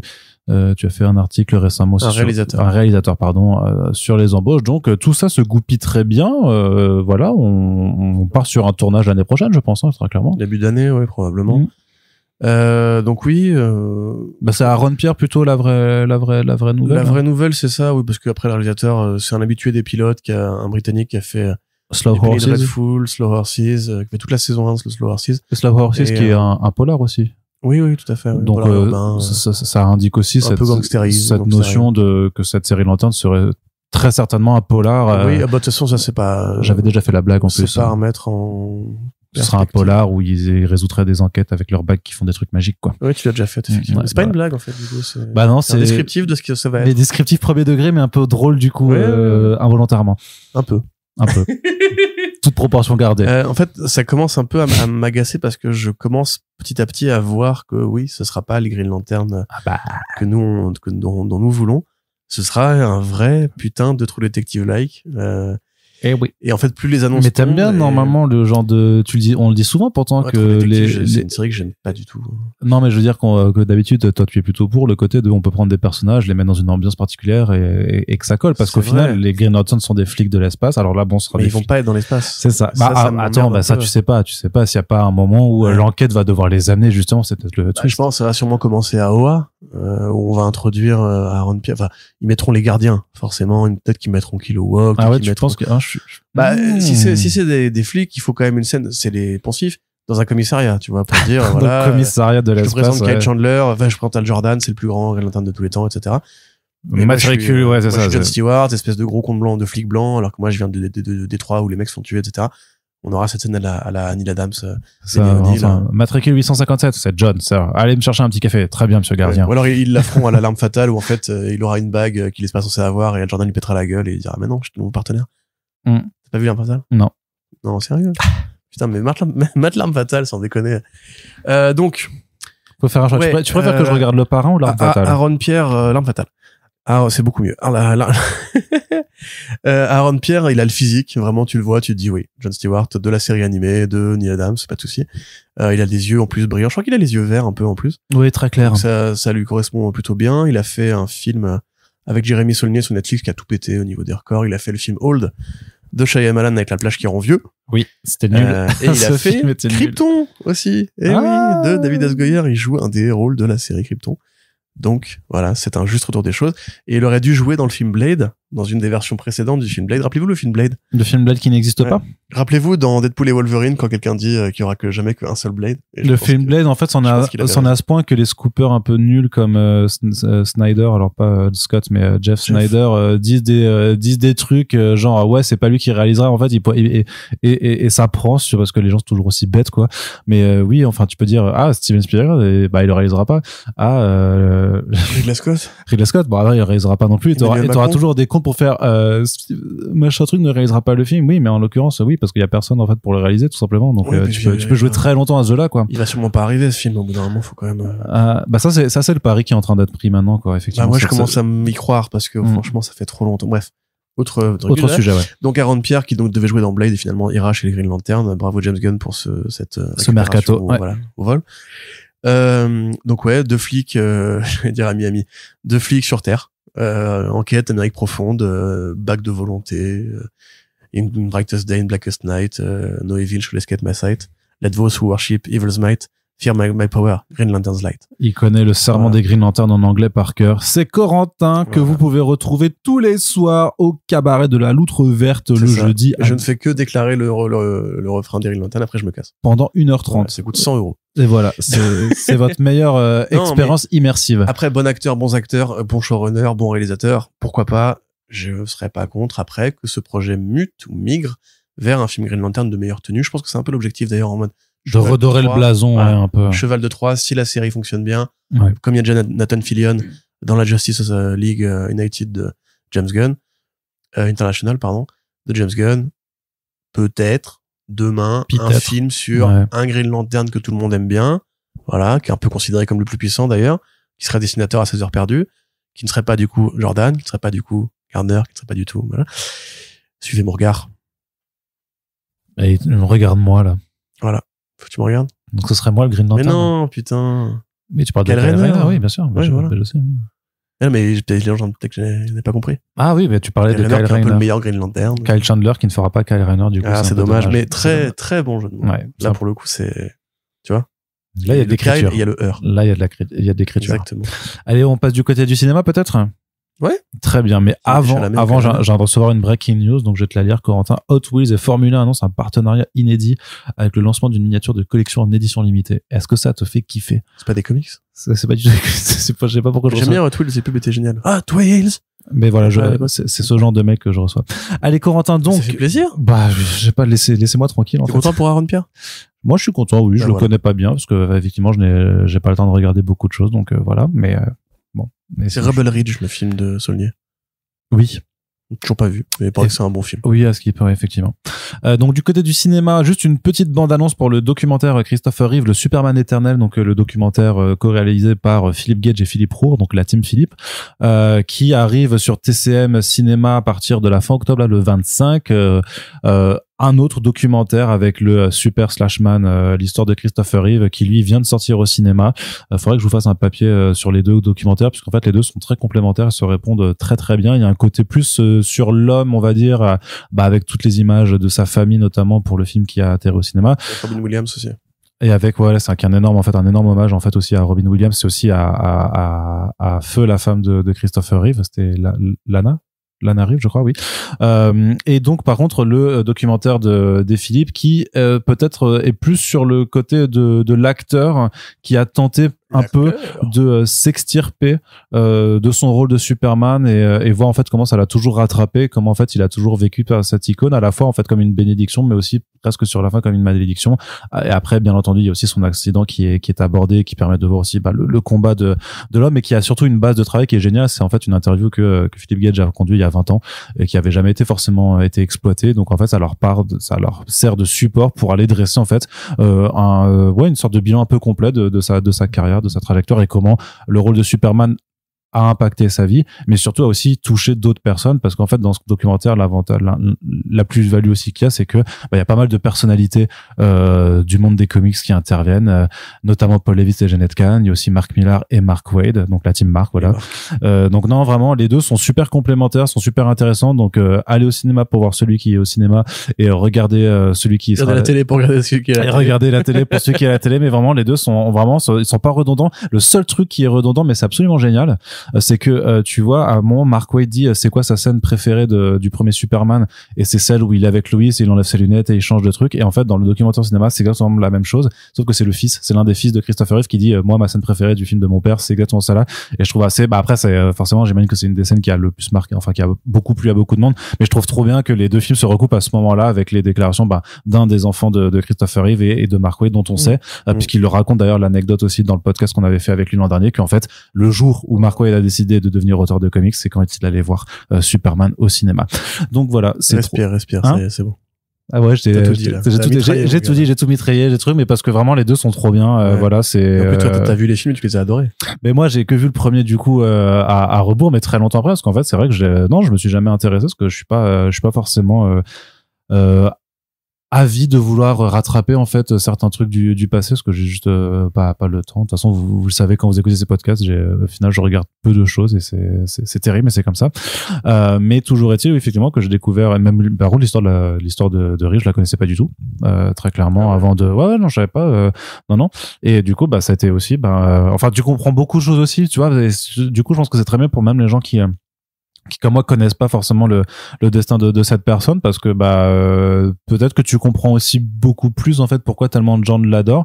Et moi, ce que ça m'a fait surtout après avoir vu notamment celui qui est au cinéma, donc qui est en plus sous licence DC Studios et tout ça, c'est à quel point en fait son caméo entre guillemets à la fin de The Flash en fait est horrible, quoi, par rapport à ce qu'il a vécu, par rapport à tout ça. Je pense que j'aurais été en fait dans une colère noire si j'avais eu ça en perspective en voyant The Flash. Je trouve ça absolument, mais du coup DC se rattrape quelque part en ayant accepté de produire ce documentaire qui d'abord s'était fait sur Kickstarter. Donc big up, voilà. Franchement, c'est pas les mêmes personnes qui ont produit le film Flash aussi. Oui bien sûr, ouais, mais c'est quand même le même studio derrière au final, donc bon, t'as quand même oui et non. Ce documentaire, au départ, si je dis pas de bêtises, il part d'une initiative Kickstarter, ouais. Voilà, c'est ça. C'est Warner Bros. Après a validé le truc. Oui, et c'est pour ça que je dis que c'est une bonne façon pour eux quelque part de se rattraper. Ils l'ont présenté à Sundance, et c'est là que Warner a dit ok, vas-y, ça a l'air d'être bien parti. Donc faites gaffe, parce que c'est un gros fan de Christopher Reeve. Et d'ailleurs, on s'en rendra compte, je pense, l'année prochaine avec le retour du slip, etc. Ouais. Mais toute cette génération, en fait, qui a été marquée, c'est ce que disait du coup Philippe et Philippe. Cette génération qui a vraiment été marquée par la découverte de Superman. Et le documentaire moi j'ai vu que le télé. TCM, justement, en fait, te montre bien aussi l'impact qu'a eu ce projet-là à l'époque. Un impact que, justement, si vous avez l'âge d'Arnaud ou moi, vous avez peut-être pu minimiser parce qu'on s'en rend pas forcément compte. Pour nous, c'est commun et banal, le cinéma de super-héros. Depuis qu'on est petit, il y en a qui passent régulièrement, plusieurs fois par an d'ailleurs maintenant. Bah, nous, notre maître étalon, c'est Spider-Man en 2001, tu vois. À l'époque, c'était vraiment, c'était très novateur. En fait, en 78, on est un an après Star Wars. On est quelques années après l'effondrement du système des studios avec les péplums qui coûtaient beaucoup trop cher. Et on est à une époque où les FX ne sont pas du tout ce qu'ils sont devenus ensuite dans le présent. Donc oui, la sortie de ce film-là, c'était un vrai événement pop culturel et mondial. Encore une fois, j'ai déjà dit cette anecdote, mais on a rematé récemment avec Océane le film Entretien avec un vampire, dans lequel le vampire Louis, qui du coup traverse le temps jusqu'à découvrir le cinéma, et en fait redécouvre la lumière du soleil en couleur grâce au film Superman, où on voit Christopher Reeve qui s'envole dans le lointain, et qui pour le coup, c'est un truc vraiment, pourquoi cet hommage-là est dans ce film-là, tu vois. Parce que en fait, c'est vraiment culturellement une vraie étape, même pour l'imaginaire américain, parce qu'encore une fois, ça correspond aussi à une période, la fin des 70, c'est la digestion du Vietnam, l'arrivée de Stallone, c'est un moment où les Ricains ont besoin de héros, ont besoin de figures patriotes. C'est aussi la période de Reagan où on va un peu redynamiser la belle utopie mensongère que sont les États-Unis. Donc ouais, c'est assez intéressant. J'ai bien aimé aussi le commentaire de Arditi, qui fait un taf tout à fait correct. Voilà. Ouais, et donc très sympathique. Interview à venir autour de ce film, bien entendu, sur First Print quand le documentaire sera diffusé. Tout était déjà enregistré. Normalement, faudrait que je vérifie le fichier d'ailleurs audio, mais normalement tout devrait être en ligne prochainement. Et dernière news cinéma. Alors le podcast arrivera bientôt. On essaie juste de se coordonner avec des gens pour pouvoir faire une émission sympa. Mais Joker Folie à 2 se ramasse totalement sur son ouverture au box-office. Ça a été une dégringolade à suivre jour après jour, puisque en fait le film de Todd Phillips a reçu des critiques plutôt mitigées. C'est ce qu'on appelle les mixed reviews du côté des États-Unis après sa première à la Mostra, à laquelle Warner avait présenté le film en pensant peut-être reproduire le succès du premier opus qui avait eu le Lion d'Or. Et le problème, c'est que ça n'a pas été le cas. Et en fait, il s'est passé pendant un mois en fait où effectivement les critiques mixtes, les critiques mitigées étaient là, quoi. Et ça a visiblement c'est pas que ça, je pense. Mais... Non, mais ça a un peu échaudé le public et aux abords de la sortie, en fait, les prévisions devenaient de plus en plus basses. Et en fait, ce qui s'est passé notamment aux États-Unis, c'est que jour après jour, à partir du jeudi où il y a eu les avant-premières, jour après jour, les estimations étaient revues à la baisse et encore à la baisse. Et au final, elles ont été encore plus faibles que ce qui avait été estimé le samedi après-midi après les projections avec les rentrées le dimanche midi après les projections du samedi soir, c'est-à-dire que ils estimaient que ça finirait à 40 millions de dollars, ce qui était donc moitié moins que le premier film. Au final, ça fait alors c'est 37,8 ou 30, je sais plus quel chiffre, mais en tout cas c'est moins que Morbius, surtout. Aux États-Unis. Dans le monde, ça a fait 80 millions de dollars, donc on a un petit peu moins à 120 millions pour le global, ce qui représente paraît toujours moitié moins en fait quand même que le premier film. Et le problème, c'est que vu l'effet du bouche à oreille, à mon avis, on va finir une performance qui sera largement inférieure à la moitié du premier film. Je pense que les estimations estiment que il pourrait finir à 220 ou 250 millions de dollars au box-office mondial. Au moins 150 millions de dollars. Ouais, ça va faire perdre beaucoup d'argent. Ouais. Hey, voilà. C'est pas pour. Moi, je suis pas hostile à Todd Phillips. Je pense que c'est un mec pas forcément aussi intelligent. Enfin, c'est un mec un peu bébête, quoi, on va dire. Donc, j'ai pas envie de taper sur l'échec du film que je n'ai pas encore vu, d'ailleurs. J'ai vu un peu tout et rien dans les critiques. Certaines personnes qui trouvaient ça super intéressant, le côté réflexion sur le premier volet, son succès, et tenter de s'extraire un petit peu des différentes interprétations qui ont été faites de ce projet-là, qui ont été multiples et variées. On rappelle, pour moi, c'était un film de gauche plutôt contestataire. Pour d'autres gens, c'est un film d'extrême droite, ultra sexiste et compagnie. À mon sens, ça, c'est vraiment d'ailleurs une énorme connerie. J'aimerais bien un jour prendre le temps vraiment d'aller retrouver les tweets de l'époque. Mais quand tu vas maintenant voir le second, tu comprendras peut-être cette lecture, quoi. Parce que, à mon avis, justement, il y a eu Todd Phillips, un mec a lu toutes ces critiques-là et qui a dû faire ses avant-premières à l'époque avec le FBI qui devait entourer le truc parce que, mais bien sûr, mais tu te souviens pas? En fait, on en avait parlé dans le podcast avec Yerim, on avait fait un podcast pour parler du film lui-même et un podcast pour parler, en fait, de la réception du film sur Comics Blog. Et justement, on était revenu là-dessus. Il y avait le mec qui avait zigouillé des gens dans un cinéma pendant une projection de Dark Knight Rises. Et du coup, depuis, le FBI prend le sujet, grosso modo, du Joker, on va dire, au sérieux. Et quand il y avait eu la critique de cet abruti qui a été voir le film à la Mostra et qui avait dit c'est le Citizen Kane des incels, beaucoup de gens avaient commencé à paniquer en disant mais peut-être que ça va refaire une Aurora, parce qu'on va avoir le côté Batman assassin, comme dirait Taylor. On peut être d'accord que là c'était une panique morale de gauche pour le coup qui était stupide aussi, quoi. Comme toutes les paniques morales en général, hein. Bah de gauche ou pas de gauche, c'est une panique débile. Enfin c'est prêter en fait au cinéma un pouvoir qu'il n'a pas, quoi. Mais voilà, je pense que à mon avis, Philippe, justement, ça a dû toute cette réception et ces procès d'intention auquel il avait réagi. D'ailleurs, il avait dit à l'époque on peut plus rien dire, la culture woke et compagnie. Ce qui du coup va pas du tout dans le sens de son film. C'était assez ridicule. À mon avis, le deuxième, du coup, a été informé de ces lectures-là. Enfin, je veux dire, a été pivoté par rapport à ces lectures-là. Mais entre guillemets, peu importe. Ce qu'on avait dit à l'époque, ce qu'on peut redire aujourd'hui, c'est que, à mon sens, le film Joker n'appelait pas à une suite. Et ça, je pense que, malgré toute la campagne de promo qui a dû coûter, en plus, je pense, extrêmement cher, et là, Warner Bros, ils sont vraiment dans la merde parce que ils vont payer des décisions qui ont été prises par un monsieur qui s'appelle David Zaslav, qui a poussé exprès pour que Joker soit un produit premium, ultra, enfin, avec le budget que ça a eu, etc. Enfin, c'est encore un autre dossier, on en parlera dans le podcast, mais, le fait est que, pour moi, en fait, justement, le public s'est dit, mais pourquoi faire? En fait, vraiment, j'en ai parlé avec beaucoup de gens qui sont pas des spécialistes ou des professionnels comme nous, enfin, des gens qui s'intéressent à ça, je veux dire, qui m'ont tous dit, bah oui, mais Joker, qu'est-ce que tu veux raconter comme si le film se conclut? Et c'est terminé. Enfin, il y a pas de truc particulièrement intéressant à raconter. Le côté comédie musicale, c'est un genre c'est pour ça d'ailleurs que Warner Bros a pas voulu du tout mettre cet aspect-là en avant, ni dans les trailers, ni dans la campagne de promo et les éléments de langage, parce que c'est un genre qui ne fonctionne pas, la comédie musicale. Ça fonctionne seulement en animation. Les gens acceptent de voir des personnages chanter s'ils sont en 2D ou en 3D. Si ça s'appelle La Reine des Neiges, c'est une comédie musicale, mais non, c'est une animation, donc ça passe. Par contre, le West Side Story de Spielberg, il s'est pété la gueule. La plupart des comédies musicales de studio qui ont été tentées relativement récemment se sont cassées la gueule. Donc il y a eu des choix qui ont été faits, qui pour moi n'étaient pas des choix inintéressants, mais qui en fait font que oui, c'était pas forcément entre guillemets un projet qui était gagné d'avance. Et on a vu la campagne de promo un peu paniquer ces dernières semaines où ils avaient fait un trailer pour compiler les avis positifs des critiques qu'il avait vus à la Mostra, en mode genre non mais je vous jure il est bien, venez les gars et tout. On sentait une petite fébrilité. Ça remet quand même des choses en question, notamment sur le fait qu'on peut pas forcément se fier aux estimations. Et que non, la chimère du grand public est vraiment saisissable, qu'il n'y a pas de parfois oui non mais parfois ça vise juste et il arrive que ça se plante, oui. Voilà, parce qu'on peut même pas dire que c'est la fatigue des super-héros là, tu vois.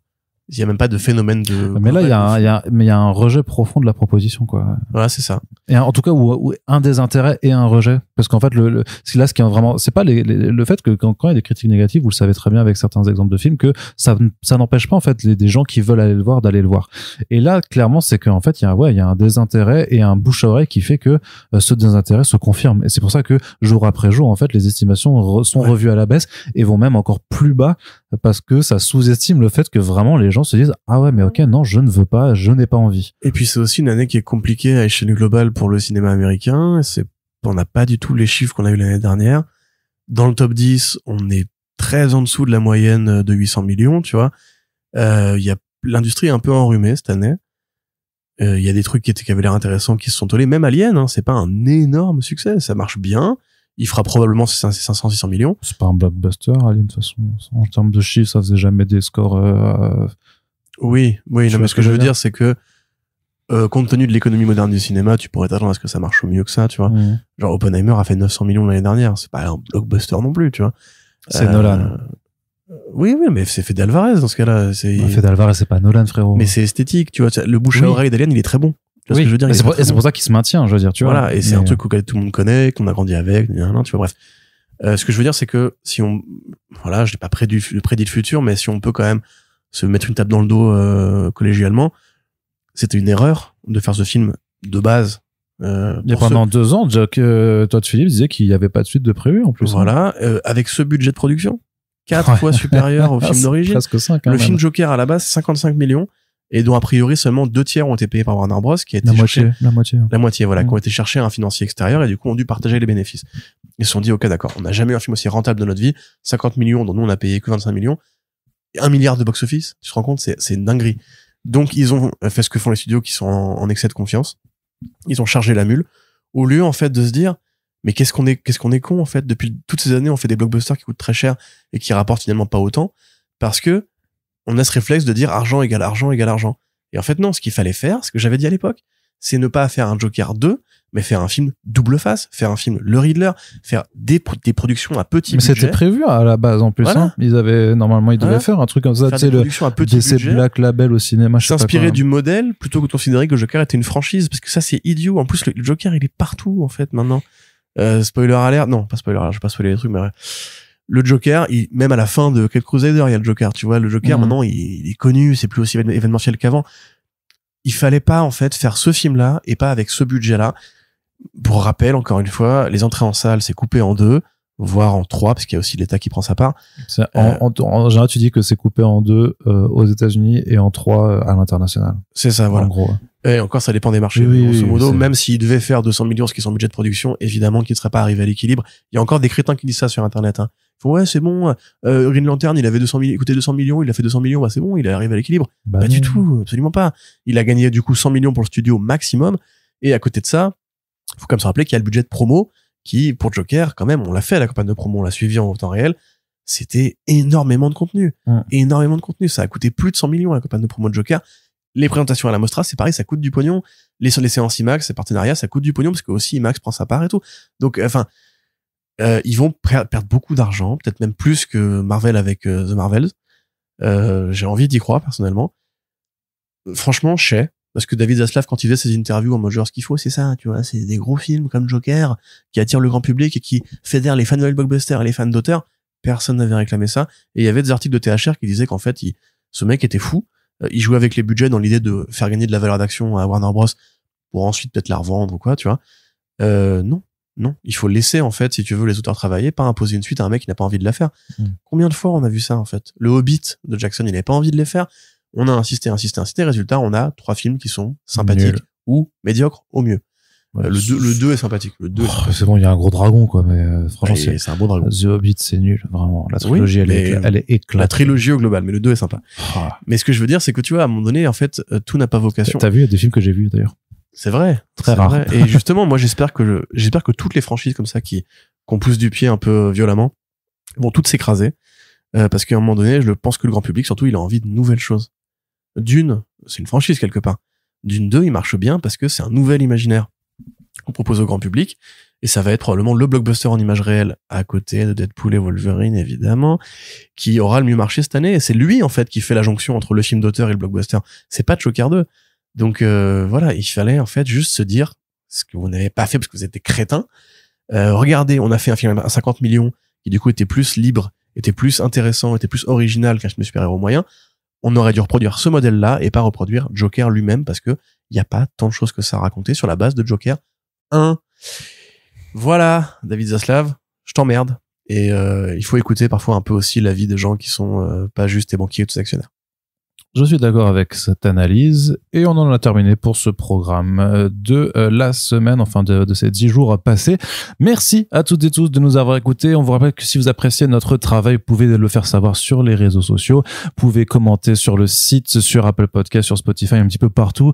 N'hésitez pas à le faire et à mettre des appréciations, et vous pouvez également nous soutenir sur notre Tipeee. Merci à toutes celles et ceux qui le font déjà, ça nous permet de voir le podcast sur le long terme. Et encore une fois, merci à toutes et tous de nous avoir écoutés. On se dit à très bientôt pour la suite de nos émissions. Ciao. Salut.